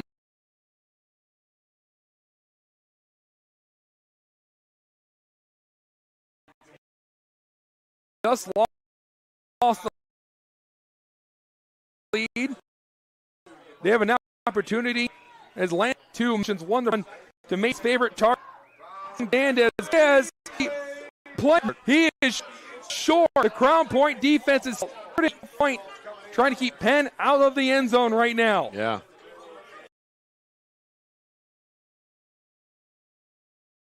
Football at the bottom of that pile. It's going to be Penn ball. Wow. A couple of Penn players are hurt inside the end zone. Crown Point pinning the ears back, played for the run, punched it away. Crown Point still thinks it's their football. It's fourth down. You can't run up the middle against Crown Point when they know it's coming. Exactly. The problem with Hall is he's not full, so you can't really roll him out. So you got to get him outside. This Four Seasons Mechanical 4-down territory. 4th and goal. They're going to push him back to the Crown Point 2. Ewald still in the game. They're going to throw. Hall to the end zone. Caught! Touchdown, Kingsman! That was an absolute blown coverage for Crown Point. They put too many guys on that side of the field. It was just numbers game. Penn, instead of going up the middle, let Landon Hall, the quarterback that got him down the field, dunk it out to the right, and Penn takes the lead back. This third quarter is a sign for the rest of this game is going to go up here on the Region Sports Network. At 2:13. The extra point goes right down the middle. Penn has a 4-point lead. You're watching the IHSAA Football State Tournament presented by Armour Construction on the Region Sports Network, the only game in town. Thinking about what to do after high school?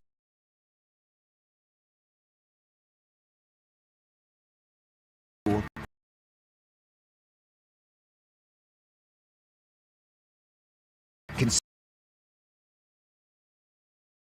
a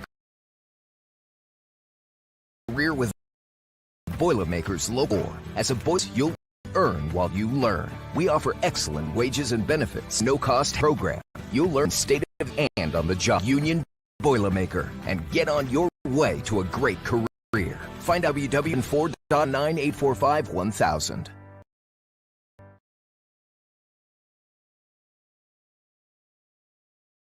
From Leadball, the class students of Lake local sport communities as a unit's great move at equals 6-9. This is a Quintel kickoff. This kickoff and all kickoffs are presented by Quintel Incorporated. Crown Point will get a chance to return this kickoff. A really good block.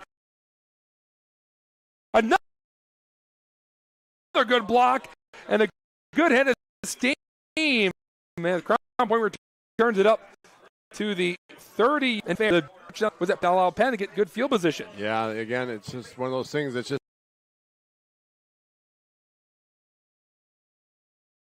not necessary.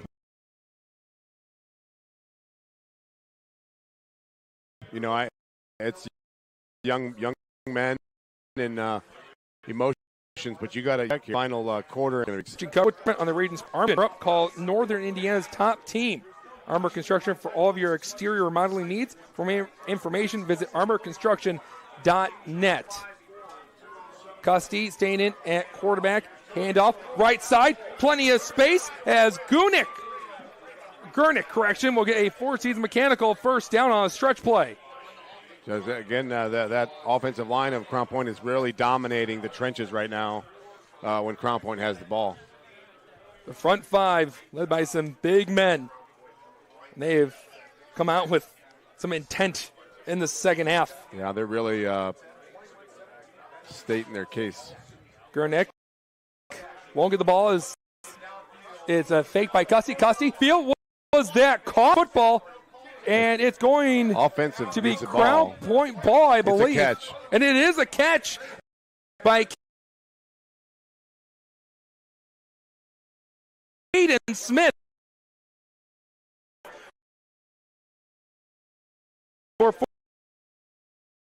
See the mechanical first. Go hurry. Go take over there. I think that's been the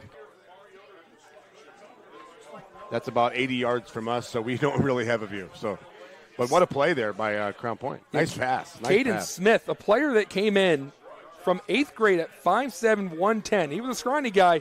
He's become a favorite player for Custey. Gurnick, handoff, right side. Gurnick stopping on a dime, still keeping the legs moving. The Crown Point Lions still pushing them. Another good chunk play on the ground. Crown Point makes it second and manageable. Yeah, move the chains, take your time. Be about 2nd and 4 coming up for the Dogs. We're under a minute in the third quarter. 10 unanswered. Penn just answered after it was a drive led by their quarterback, Landon Hall. 3 big completions, the last one to Donay for a touchdown.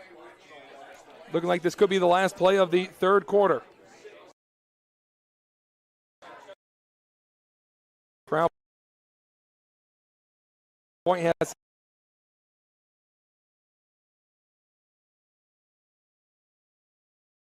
guys moving around. Smith turn a tougher for me comfortable. You know, I think get you. That was already used in this second half, and they still have to go in the fourth quarter. 4. This offense much better in the second half than they did in the first half. In the first half, they had 3 straight drives where they had to punt it and gained 1 first down. Yeah, they had a few 3-and-outs there, and they did not look very effective, but they found something that's working this quarter.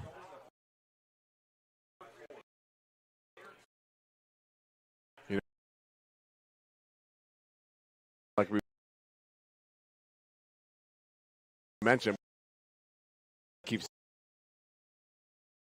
the offensive line is real will here. Came down to play, and Custey, he's really settled in. Custey has, and he's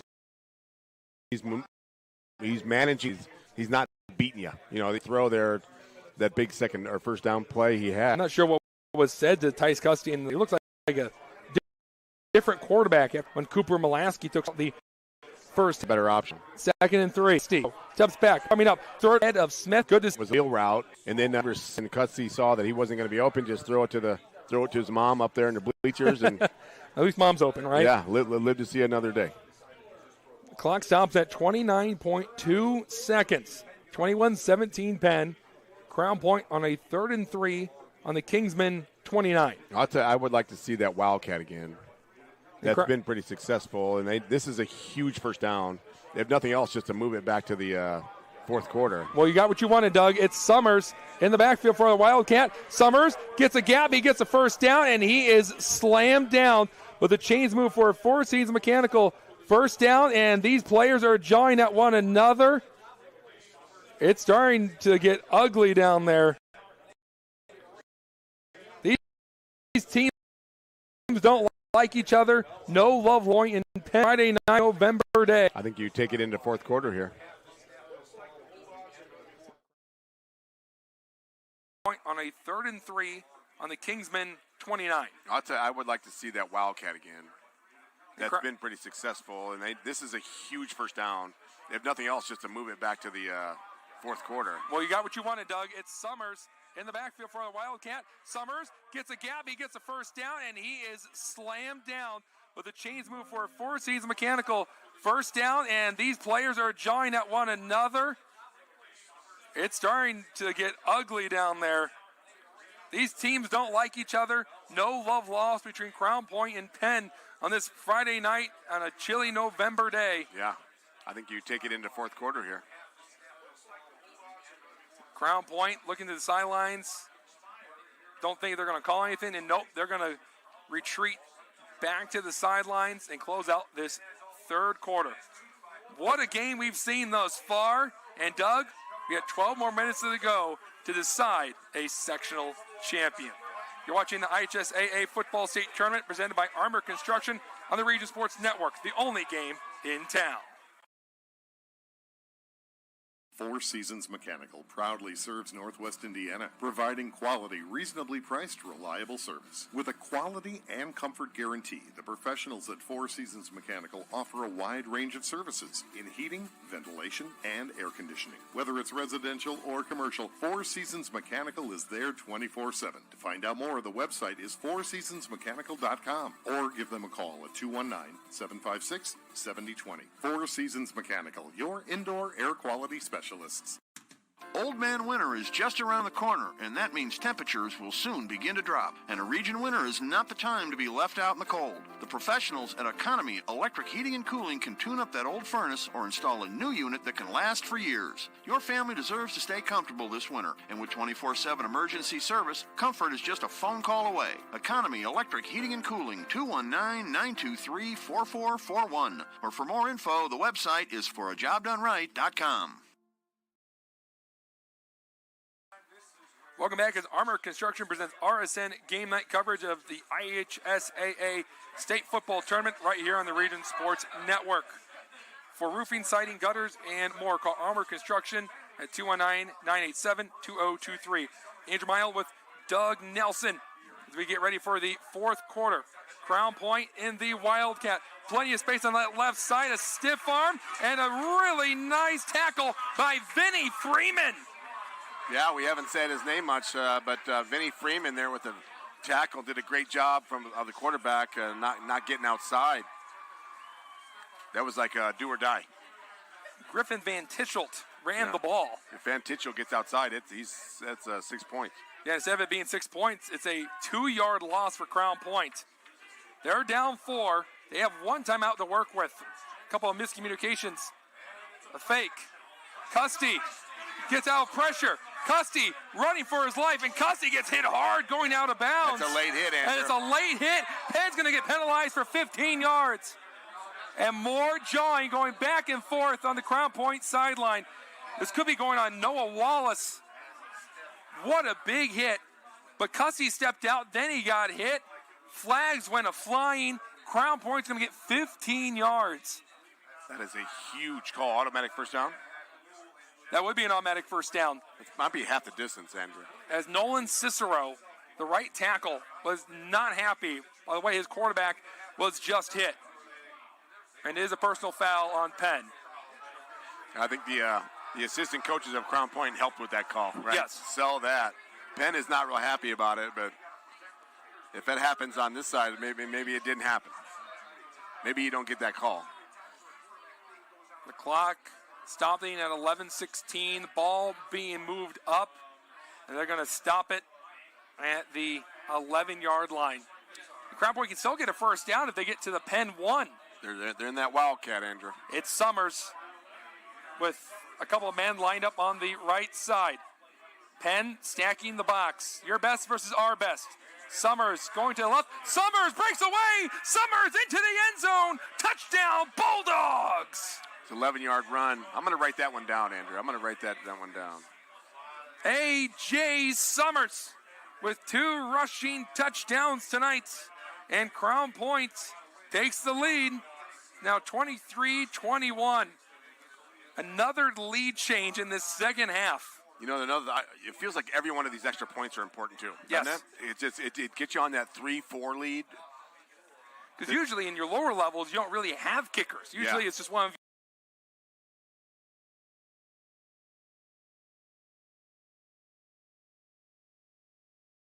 your wide receivers that can boot the ball at a certain distance. Right. In 6A, you have legit kickers. Yeah. Between Oliver Brewer for Crown Point and then Harris Stipp for Penn. It's Brewer out there now. Low snap, but it's recovered, and the kick is good. Crown Point scores on an 11-yard rushing touchdown from A.J. Summers. They have a 3-point lead. We get ready for another Quintel kickoff. Let's tell you about the City of Crown Point. As Mayor Pete Land and the Crown Point Police Department are proud to support Crown Point Bulldog Athletics and say go Bulldogs. Crown Point remains dedicated to preserving history, celebrating everyday life, providing the best in city services, and encouraging smart growth. Honor veterans with the City of Crown Point and American Legion Post 20 during the Veterans Day ceremony at 10:30 November 11th at the historic Lake County Courthouse. Don't forget, after the game, we have the Crown Company's Lantern Man Superhero of the Game, the Boilermakers, Local 374 Blue Collar Player of the Game, and the Proud to be Union Play of the Game. So that will be all after tonight's contest. We get ready for a Quintel kickoff. Crown Point had the lead for a brief moment. Penn went right down the field, took it back. And then after a personal foul penalty, Summers trotted into the end zone as the O-line has done a phenomenal job for Crown Point. This is a Quintel kickoff. This kickoff and all kickoffs are presented by Quintel Incorporated, and Brewer finds the end zone again. And that's also a big part, I would say, after we saw a great return by Hurley. Brewer's kicks into the end zone for touchbacks, keeping the ball out of the hands of Hernandez and Hurley, are some minor wins that you never would have taken into consideration until we saw Hurley take it up to the 45. I think it's a huge win. Yes. Every time, and Penn's kicker is doing the same thing. But as you mentioned, sometimes at smaller schools they have the kicking game not as strong as this. Usually it's pooch kicks and onside. Squib kicks. Yes. But if you trust your guy to kick it in the end zone every time, it's automatically dead in high school football. Penn down 3. Fake. Hall stepping up. Throwing. Complete over the middle. Hurley in a foot race as he gets dragged down from behind. The Four Seasons Mechanical first down. That will be a 27-yard gain. And a Crown Point player is down. Looks like he could be cramping up.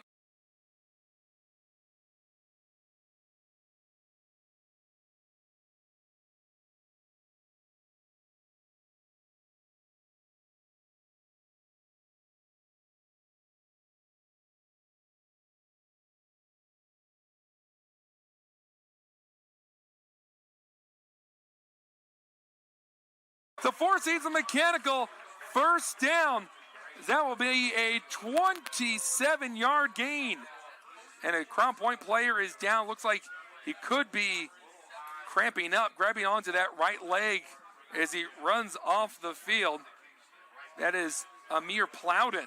Yeah, I've seen some guys. We saw the Penn player stretching earlier and some Crown Point guys on their sideline stretching out. Might be a little cramping going on. Trying to give him some pickle juice of some sort on the sidelines, get him back in the game as Plowden's been out there, and he has 2 sacks on the year, now having to watch from the sidelines. Big play, handoff, up the middle, Hernandez, across the 50, late push, as a flag is flying in. See what the call is here. If it's on Penn and they have to be backed up, it's going to hurt them. Looks like it's going to be illegal formation on the Kingsmen. They'll back them up 5 yards. Wow. And we've seen both teams really struggle after they get back 2 chains. Yeah, I think Penn is better suited to recover from it. That's true. With Hall, but it's still, again, it's just not a spot you want to be in. Yeah, Hall has had numerous completions for 20 or more yards. Yeah. Now I'm interested to see the Crown Point secondary to see if they step up and tighten up some of those windows that are open. 2 receivers to the right. 1st and 15. Hall. Oh! Trevor Gibbs coming through the middle. Oh. Well, that's why he's got happy feet, Andrew. That is not a man you want to get hit by at full speed. No one picked up this 6'4 senior that will be in Bloomington next year. That's a big sack at a big time for the Crown Point Bulldogs. My goodness. He had no idea he was coming. The center didn't get him. That's Silas. This is a huge play. Penn's taking their time. That's Silas Rowe who snaps the football for Penn, and that's where Gibbs went right up the middle, and that lost 8 yards for the Kingsmen. 2nd and 23 from their own 34. Handoff to the left, and another big hit by Gibbs. I just, Andrew, if he is my quarterback, I'm throwing the ball. Yes. It's almost like they conceded. They just, yes. Now you're 3rd and 20.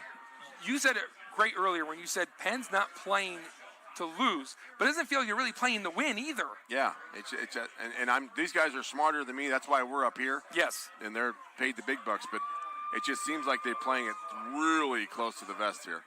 3rd and 20. Kingsmen from their own 37. They're going to throw. Hall with some happy feet. Throwing to his left. It's a duck. It's short. As even if it was caught, it's going to be short of a first down. And it is a catch. No. That's a catch? They're going to say that was brought in by Braden White. Holy cow. But now they're having a discussion. That wasn't even close. And they're going to say it's incomplete. It's an incomplete pass. Right. That's going to be huge for Crown Point in the field position game. So it's 4th and 20. But there it was. Landon Hall knew the pressure was coming. His feet and his tempo quickened up on him, and he had nowhere to go. It's amazing how much the pressure has affected him. Yes. When he has all the time in the world, he looks like a D1 caliber quarterback. Peyton Manning. But the pressure, and again, we talk about that 3-4 defense of Crown Point is really putting them in spots they haven't been in all year, probably. Exactly. And Crown Point will have an opportunity to go up 2 possessions. 8:52 after the incomplete pass. As Hall threw it when he was getting hit, so it turned into a duck. White tried to bring it in, but the ball hit the ground. Are they trying to put time back on the clock? I believe that's what's happening here. Is the head judge is standing over the ball and telling them to move the clock up. Maybe the play clock needs to be moved up. Well, if they thought that was a completed pass, then the clock would have run. Right. When it shouldn't have. And yeah, that's what we're hearing up here now. They believe that 9 minutes should be on the clock for Penn. So 8 more seconds added to the clock. There it is. They're going to put it at 9. And the clock will not start. But that's 5 yards for Crown Point in terms of the field game, but 8 more seconds for Penn. And a bad snap over the head of Stipp. Stipp picking it up from the 6, kicking a line drive. Get away Crown from it. Point getting away. They're yelling fire at the top of their lungs. My goodness. The long snapper, Brayson Hurley, has had a rough day today as Stipp, the punter, has been running all over the place. We talked about that 3rd phase. Yes. This has killed Penn the entire game. It wasn't a problem until the second half. And Stipp had one go through his hands, right off his face mask. The last snap before this one went underneath him. This one went over him. Wow. I would be on the sideline trying to figure it out somewhere, right? I mean, and it's hard when your long snapper also plays wide receiver. Well, is he on the field right now? If you're Crown Point, you're in a catbird seat. If you're Crown Point, if you can continue to force Penn the punt defensively, as Summers is out there in the Wildcat, Summers stepping back. He's got a lane. Summers gets a four-season mechanical first down. You are milking the clock. You are snapping it under 5, and you're trying to add on right here, Andrew. What about going up 2 possessions? You know, with less than, by that point, it'd be less than 7 minutes left. Bulldogs, usually not fans of Wildcats, but they're loving it tonight. It was an 8-yard gain. They're short of a first down correction. It's going to be 2nd and 2 is an 8-yard, but you'll gladly take it. Summers getting another carry. Summers breaking away down the field across the 20, and he gets dragged down. It was almost like he tried to stay in bounds. You see him, he kind of slid. Yes. As Colden Hernandez tracks him down. It was a four-season mechanical first down, and that Wildcat formation is doing wonders for the Bulldogs. Yeah. Penn does not have an answer for that. No. They're just loading up. And Crown Point, as you mentioned, when he had the Clark brothers, they would just load up one side or the other and just follow those guys around, and that's kind of what they're doing here with the Wildcat. Well, Gibbs was heading off the field. Now he's coming back onto the field, and it looks like Gibbs is going to be running the Wildcat. He had a touchdown earlier in this formation. Gibbs low snap, but the referee is going to blow this play dead. There's no way Crown Point was set there. And that will be a false start on Crown Point, backing up 5 yards. You think Gibbs is looking for a break? He looked pretty tired running to the sidelines. Young man, you're a senior and all-state player. You're not getting a break, buddy. Going to IU next year. A team in the college program that's on the up and up right now. A couple more wins. They'll be down in Indianapolis playing for a Big Ten championship. Summers and the Wildcat, they're going to milk this for all they can get from it. 2 hands on the football. 2 hands on the football. Covering the football. He was able to move ahead about 3 yards there. The 2nd and 12 coming up for CP. Andrew, if you're Crown Point, you want 7 points here. Yes. You don't want Hall with the ball making only a 1-possession game. I wonder at what point is Custy going to come in. Here comes Tice Custy, the quarterback. He's been enjoying some Gatorade on the sidelines. He's over in the slot, isn't he? Custy in the pistol. Oh, he is, okay. Handoff, Gurnick going up the middle. Gurnick going behind his blockers, and Penn was able to stand tall and tackle Gurnick as Gurnick got back to the original line of scrimmage. 3-yard gain, 3rd and 10 coming up for CP. It's about 3rd and 12, Andrew. It's wow. It's you're gonna have to make a decision. Yes. But if you're Crown Point, that clock is not moving fast enough. No. For one team, it's moving too fast. The other side, it's going too slow. Yeah, and remember those timeouts that they burned earlier? Yes. They burned 2, and then they later on they might want those. And for Penn, they have all 3. They can still turn 2. They gotta wonder at what point is Coach Riordan going to go to those timeouts. Crown Point going to go out of the Wildcat.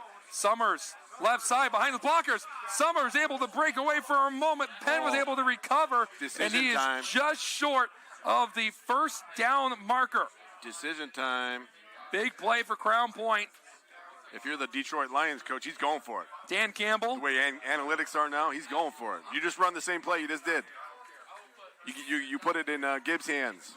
4-season mechanical, 4-down territory. What's going to happen here? The biggest play of the game coming up for the Crown Point Bulldogs. A first down. They can keep milking that clock away. Summers, Wildcat, Summers, left side, going ahead. He got the first down. That is close, Andrew. He's close. Short. He's close. One team's pointing, it's going the other way. Another team's saying it's a first down. They put the ball down.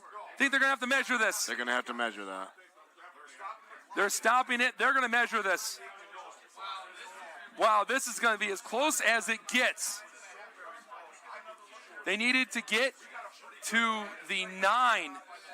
And I think, Doug, he's going to be just a few inches short. Under 6 minutes to go. The chain gang coming out. Everyone waiting on pins and needles. He's Stick short. Going out. He's short. And it is short. Penn was able to stand tall. They get the ball back with 5:58 to go in the 4th. Game of inches, isn't it? All 3 timeouts. Penn's defense, they're being gashed all game by the Wildcat. But when they needed the biggest stop of the game, they got it. Crown Point gambled. They didn't get it. But, Doug, another thing you have to consider, even though Crown Point didn't get the first down, Penn is still starting on their 10-yard line. Yeah, and they've had Hall on his heels a little bit, but again, he looks so good in the first half. You're waiting for something to happen, and they have the potential to break any play at any time. Biggest drive of the season for Penn coming up here. They can go 90 yards down the field and take the lead. They can still potentially get in the field goal range and tie it. They have 3 timeouts. Hall has had himself a good game. They're in the pistol. Hall looking to his right. He's going to throw. High throw. Hurley jumps up, brings it down to Ford Season Mechanical. First down. Yeah, we talked about the secondaries adjusting and see if they're going to get a little tighter on those receivers. Right now, they don't have to. No. They got 90 or 80 yards to go. But you wonder at some point, will Crown Point kind of jump that a little bit, jump that route? That was a 12-yard gain, and Hurley got out of bounds, so the clock has stopped at 5:53. Handoff to Hernandez. Hernandez tackled in the backfield. Looks like they may have lost a yard there. Yeah, the Crown Point met him in the backfield. Yeah, he was. Ortiz coming off the edge to get a tackle. Clock still running after Penn elected to go to the ground game. And Hernandez coming off the field. Now, run game has just disappeared. They are taking a lot of time here. Yeah, Penn wasting a lot of time. Hall throwing down the field. High throw, caught! That's the one I'm talking about. You got to jump that route at some point. Don't get that pass. That's a long throw right there, Andrew. They're going from the right hash to the near sidelines here. That's a long throw, man. That's the one that I would love to see jumped here if you're a Crown Point fan. Four Season Mechanical, first down for Penn, as Landon Hall has been spinning the rock all game long. Under 5 minutes to go. A junior trying to earn a sectional championship for a program he joined just this year. He drops back.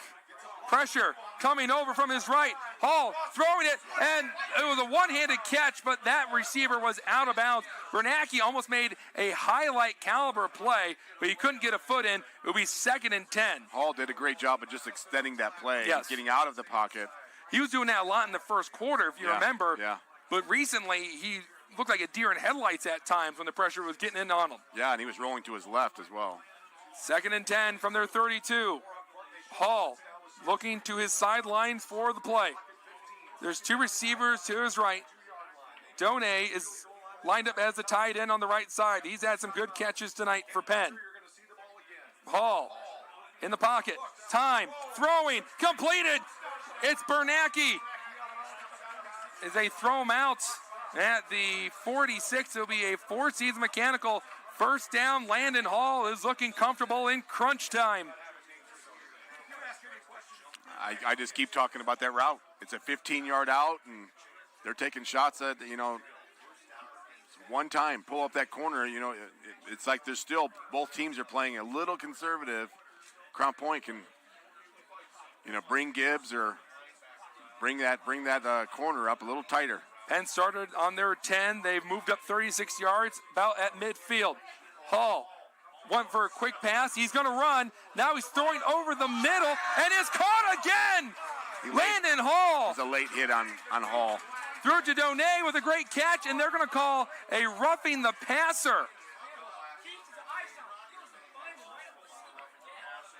Incredible stuff from the Michigan transfer in Landon Hall.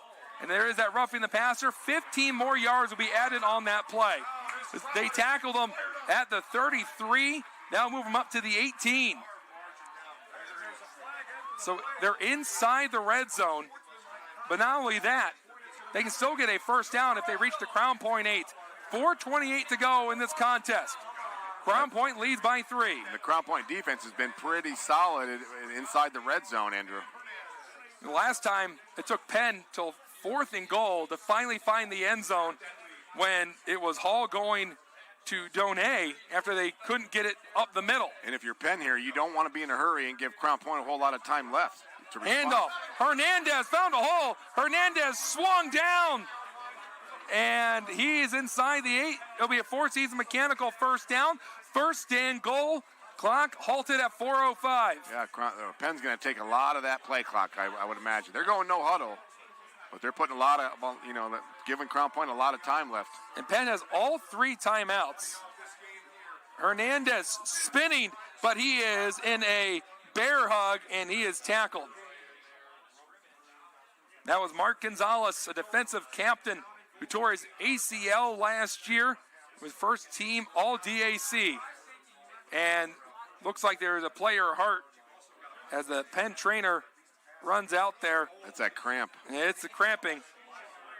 3:38 on the clock as they attend to the fallen Kingsmen. We'll take a quick break as you're watching the IHSAA Football State Tournament presented by Armour Construction on the Region Sports Network, the only game in town.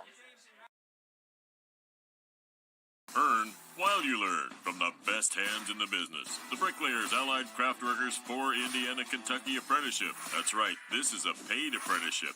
I'm getting an education while learning a trade and getting paid for it. The thing that surprised me the most about this apprenticeship program is the respect I've received after the proper time and training. Classes start soon, so apply now. There are training centers throughout Indiana and Kentucky. We are the Bricklayers and Allied Craft Workers for Indiana, Kentucky Apprenticeship. We are back. Andrew Mild, Doug Nelson, 2nd and goal for Penn from the Crown Point 8. Going to his right, Hall looking for the end zone. He throws, and it goes through the hands of the intended receiver. It was Hurley, 3rd and goal. 3rd and 8. I wouldn't be surprised see Penn run the football here.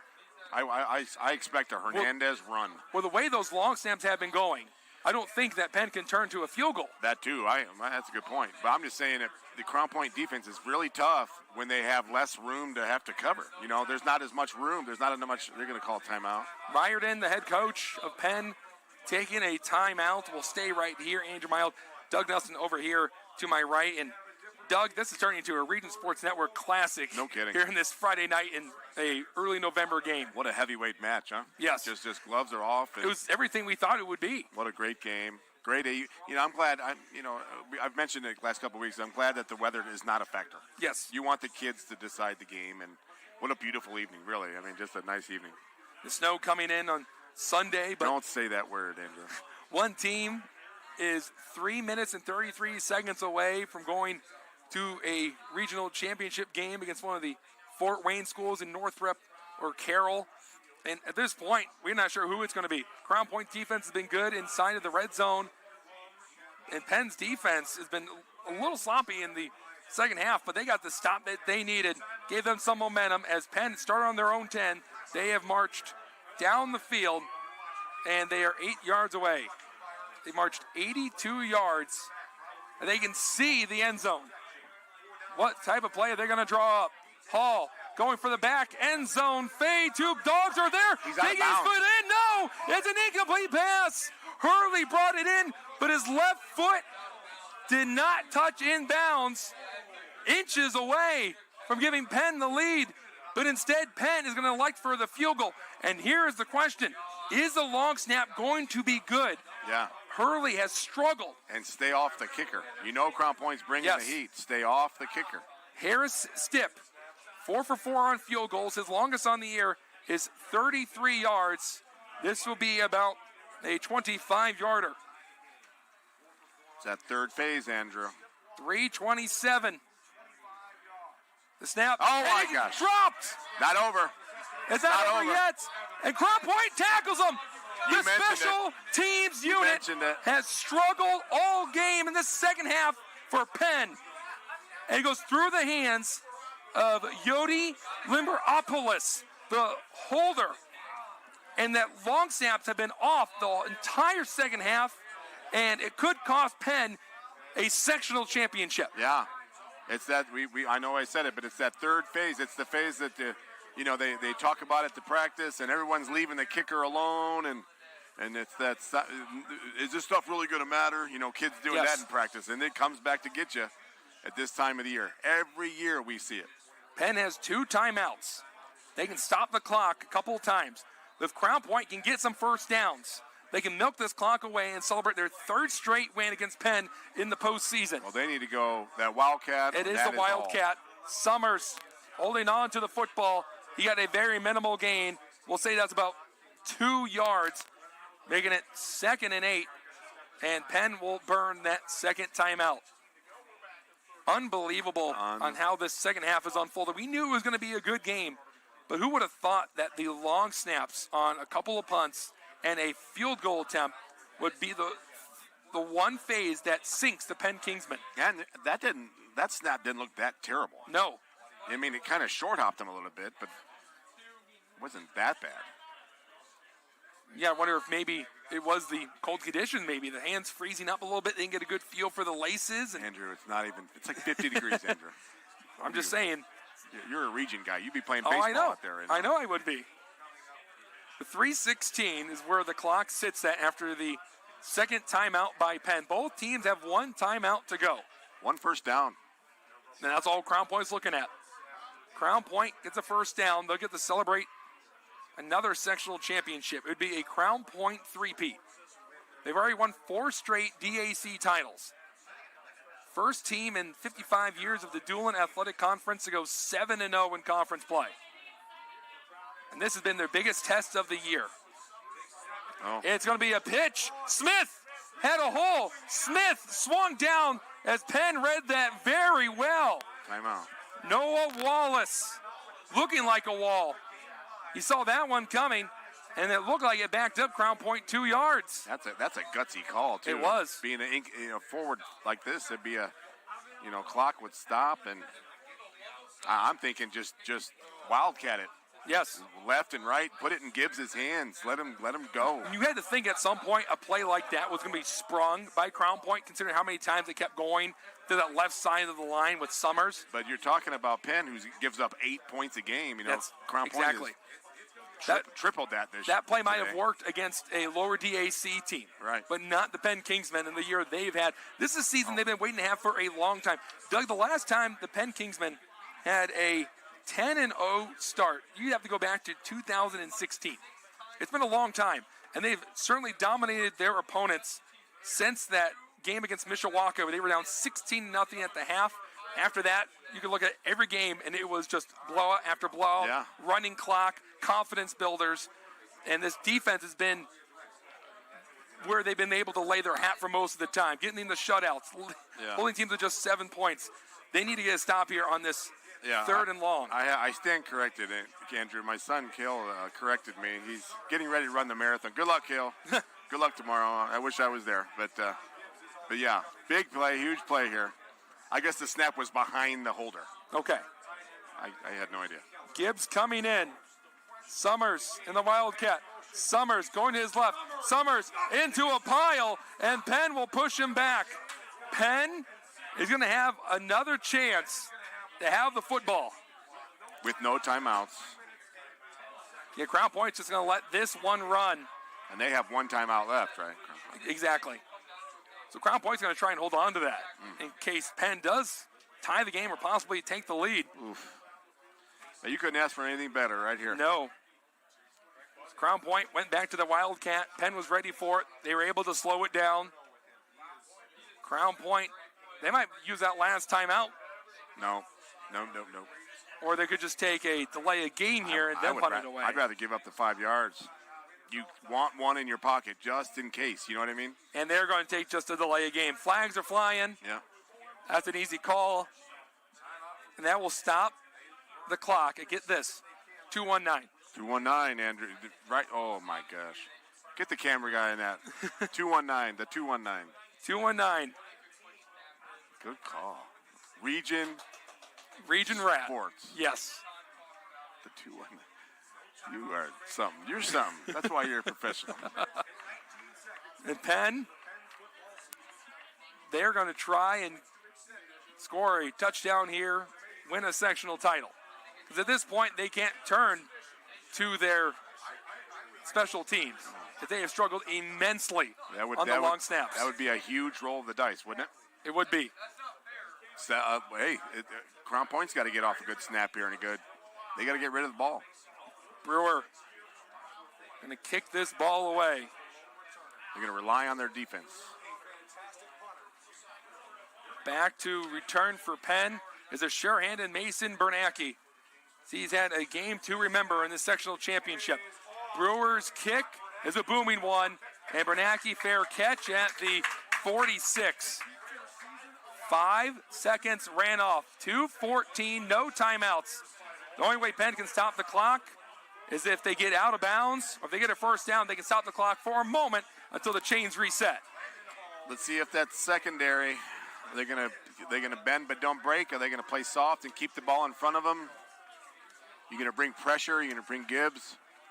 Landon Hall, the biggest drive of his high school career, has some men that he's been very comfortable throwing to tonight in Bernanke, Hurley. Don't forget about Brock Donay, who's had a quiet game. Hall, looking at his left, throwing, completed. There's Donay. Donay falls forward. Did he get the first down? No, he's going to be short. And Crown Point's laying on Donay to make sure he doesn't get up. Well, they also did a good job of keeping him in bounds. Exactly. I'm waiting for a big Ben Clark call. That's my guess. I think Clark's going to come up with a huge play here. And flag, what's the flag flying in. It's going to be a personal foul on Crown Point. Is that a sideline? A sideline flag. Well, usually they give you a warning for that. Sounds like a sideline signal. So that's going to give Penn 15 more yards. Move them up to the Crown Point 31. They're 31 yards away from taking the lead. And Crown Point has one timeout to work with. Hall with two receivers to his right. He's stepping back. Holding. Pressure coming. Throwing over the middle of the field. And it's caught. What's his flag? But there's a flag in the backfield as that was completed to Bernanke. I think they're going to get a personal foul on Penn. They just called a personal foul on Penn. So they're going to, is it after the play? Is it a dead ball? I think it might be 15 yards from up here, Andrew. Did the flag fly in after the play? That's going to be the question. Yeah, that's what it looked like. They're going to. Yeah, I didn't see him say it was after the play was over, but yeah, the ball went back to the original spot. So it's 15 yards from where the reception was. Penn had some big plays, but the ball has been returned, so it was. So it's first down. It was after the play, because the last play started on the 31. The ball has been returned to the 32. So it is still going to be first down for Penn. They're on their 32. Clock's running. Under 2 minutes. Pressure. Hall hit as he throws down the field. Down for the ball. Caught. Is he in? Touchdown. Touchdown Penn. They take the lead. Big extra point here, Andrew. What a throw by Landon Hall as he found Mason Bernanke, and Penn is a minute 47 away from winning a sectional title. Big extra point. That could have been thrown in a better place, Doug. With guys at his feet. He had people running at his feet. That was confidence by Landon Hall. He was not afraid that time. We had said time and time again that he looked scared when pressure was coming. But the snap has been a tough part of the game for Penn. That's a good one. It was Kick behind him again. Is good. And Penn is up 4. Crown Point with one timeout is going to have to score a touchdown to keep their season alive. Another lead change. What a fight. What a game that we're seeing. And we're not done yet. Don't tune away. You're watching the IHSAA Football State Tournament presented by Armour Construction on the Region Sports Network, the only game in town.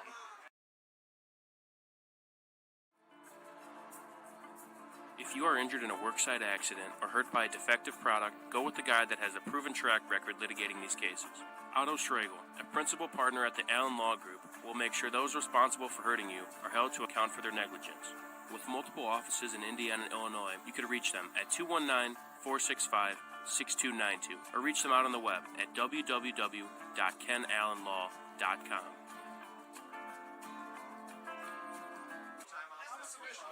Welcome back to coverage of the 2025 Indiana High School Football State Tournament, presented by Armour Construction right here on the Regent Sports Network.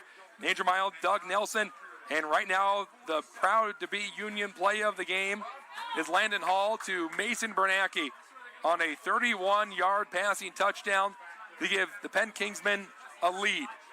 And the way this second half has gone, it's been an incredible game.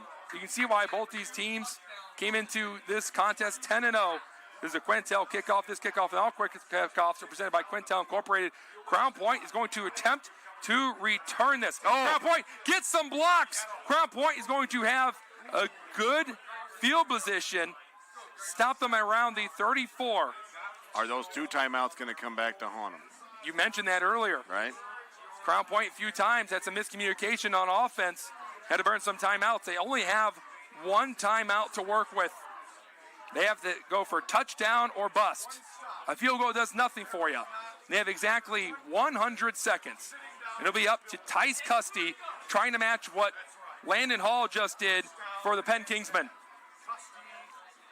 Custy in the pistol. 2 receivers to the left, 2 to the right.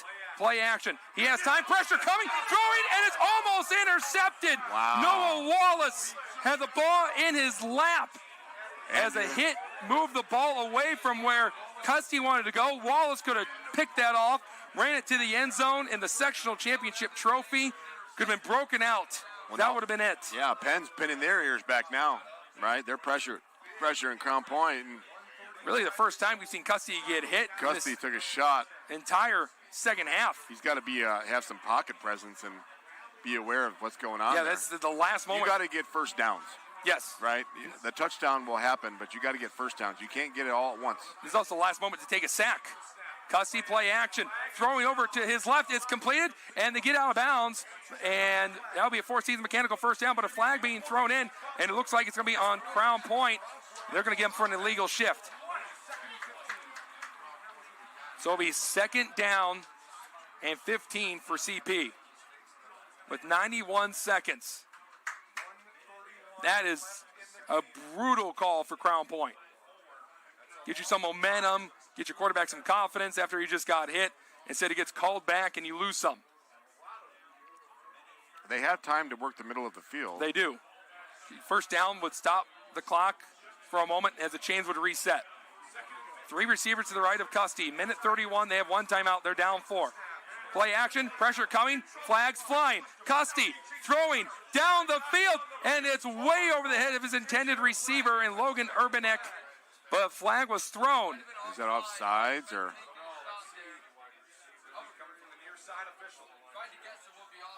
Who is this going to be on? Or is that illegal motion again? I don't know what it is. The flags did, where the referees did look over to the Crown Point sideline from what I saw. The ball being pushed back.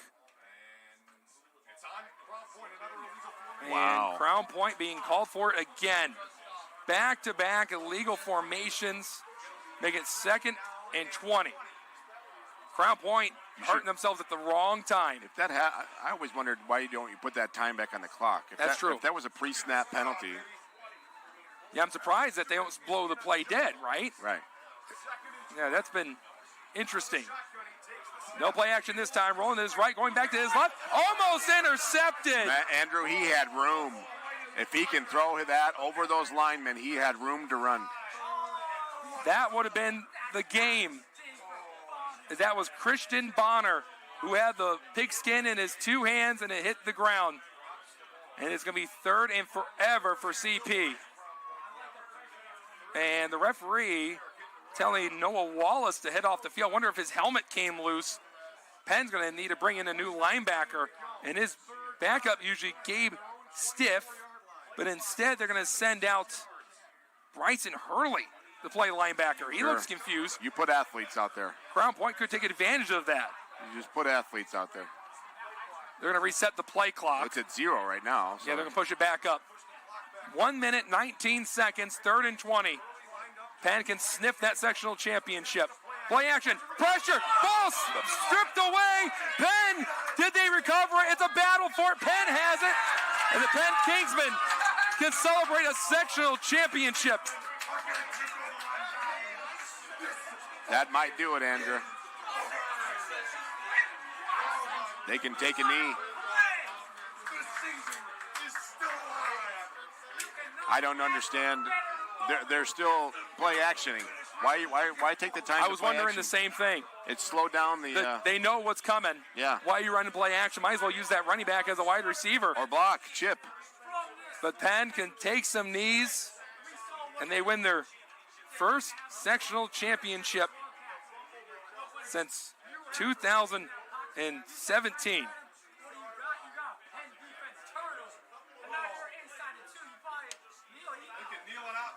They're on the Crown Point 2. They're running out to the football, celebrating. Why not? They've lost the last 2 seasons because of Crown Point. One in a regional championship last year in a sectional title. And Landon Hall with a beautiful throw to Mason Bernanke. Looks like it's going to be the game winner. There's the knee from Landon Hall.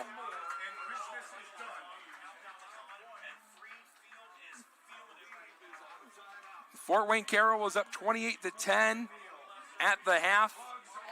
So Penn, with them winning this game, and if Carroll can hold on to theirs, Penn will be back here next week playing for a regional championship.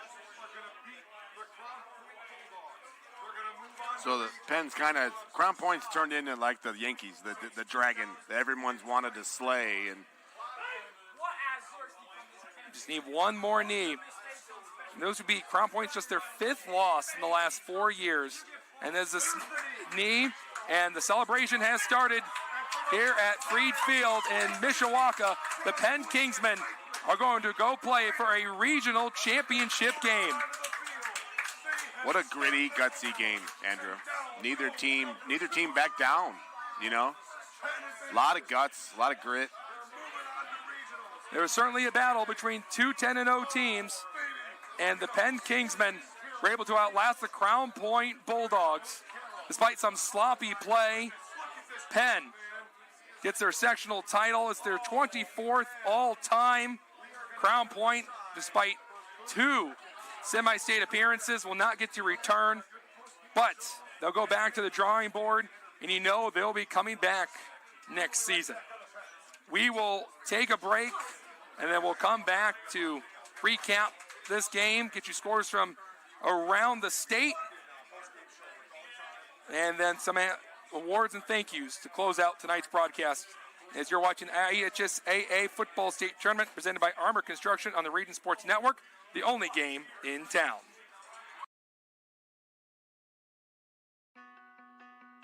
Life isn't always loud. Sometimes it's the quiet moments that matter the most. Of effort, of a dream taking root. And behind those moments, there's trust. Thank you for trusting Centier Bank with those moments and making us a part of your story. Thank you for the opportunity to earn your trust.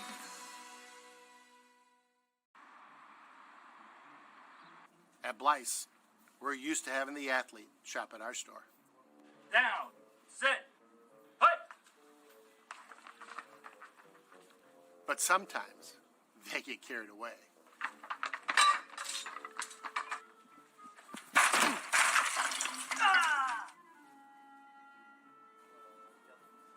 Blyce, this is where the athlete shops. 6. That was... At American Testing Services, based in Hobart, Indiana, we specialize in NDT drone inspections and heat treatment services for local mills, fab shops, and facilities across the country. From Northwest Indiana to nationwide, we deliver precision, safety, and reliability. American Testing Services, America's trusted name in NDT. With offices in Munster and Cedar Lake, Ethos Dental Group offers a full scope of general and cosmetic dentistry with expertise ranging from porcelain veneers to dental implants, crowns, and bridges. At Ethos Dental Group, you're assured that Dr. Mark Stojkovic and his associates, Dr. Emily Hansen and Dr. Brian Douts, utilize the latest in technology. Check out ethosdentalgroup.com or call 219-595-3432 to schedule an appointment. Ethos Dental Group, dental care you can believe in. 28-24. Located in the heart of downtown Indianapolis, the newly renovated Hampton Inn is within walking distance to over 30 restaurants and attractions, including Lucas Oilfield and Cambridge Fieldhouse. Hampton Inn has much to offer, including a hot breakfast, high-speed internet access in every room, as well as a fitness center. Why wait? Make your reservations today. Call 317-261-1200 or make them on the web at hamptonin3.hilton.com. Hampton Inn, Indianapolis, downtown. Some see a wrestling match. We see a 6-minute lesson in grit.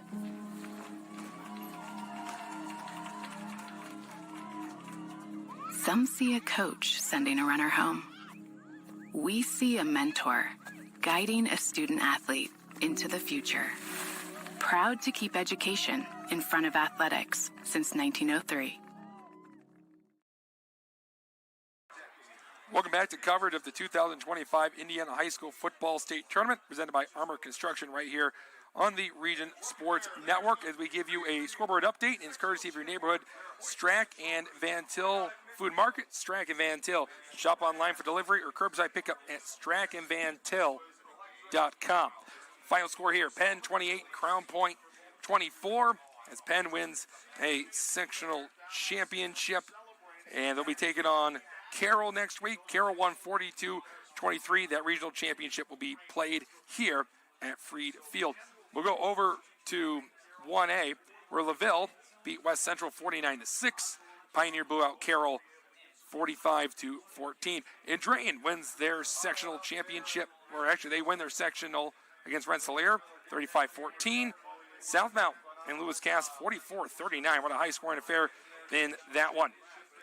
Knox blew out Mishawaka Marion 48-14, and the Angola Hornets just hold on against the Garrett Railroaders 30-28. Hobart took care of business against Lowell at home 35-15. South Bend St. Joe's was able to sneak past Mishawaka Cavemen 13-7. Maryville at home blew out Munster 45-7, and in the fourth quarter, Michigan City leaves LaPorte by 7, 21-14. Doug, any final thoughts before we hand out some awards and some thank yous and close out this broadcast? Well, first of all, just a couple of heavyweights really going at it, yes. and it was just exactly what we thought it would be. It would come down to the end, and a lot of involved. The three phases were involved with the good, but Crown Point, what a run! Yes, and they're not done. They'll be back, and Coach Bazia and his staff have got things going in the right direction. And Penn's, of course, advancing in this tournament, but they're young. They are. They have some young guys, and they got things going in the right direction. And for the North, 6A football's basically between these two for the next, foreseen future. This is the rivalry that's been brewing these last 4 years, and I'm willing to bet, Doug, we'll see these teams for a fourth time next year. Yeah. It's time to name the Crowd Companies Lantern Man Superhero of the Game. Crowd Companies, the business professionals. Doug, who do we have for our Lantern Man Superhero of the Game? We are going to go with Penn receiver Mason Bernanke. Again, sophomore, right? 6 foot 170, just made plays all over the place. Made plays when it mattered, and just always had his nose around the football, and that's why he's our player of the game. We have the Blue Collar Player of the Game brought to you by Boilermakers Local 374. Learn about apprenticeship programs and more at local374.org. And Doug, for you and me, this was an easy choice. This has to go to Trevor Gibbs. Yeah, senior, 6'4" senior, man. He's got such a future, doesn't he? Yes. And, he's one of those guys, plays both sides of the football. He probably drove the bus on the way here, too. He did a little bit of everything. And he's a guy that we're going to miss watching in the region, and good luck to him moving forward, and that's he's our blue-collar player of the game. You'll be trading in that Crown Point red and white for the Indiana University crimson and white going into next year. And then this was probably the most obvious one. They're proud to be a Union Player of the Game presented by Ironworkers Local 395. Go to ironworkers395.com to start your future as a union iron worker. Yeah, Landon Hall to Brian Bernanke, 31-yard touchdown with 1:47 left in the fourth. Just a huge play, and again, we talked about it. Playmakers making play in big games, and then they made it at the right time.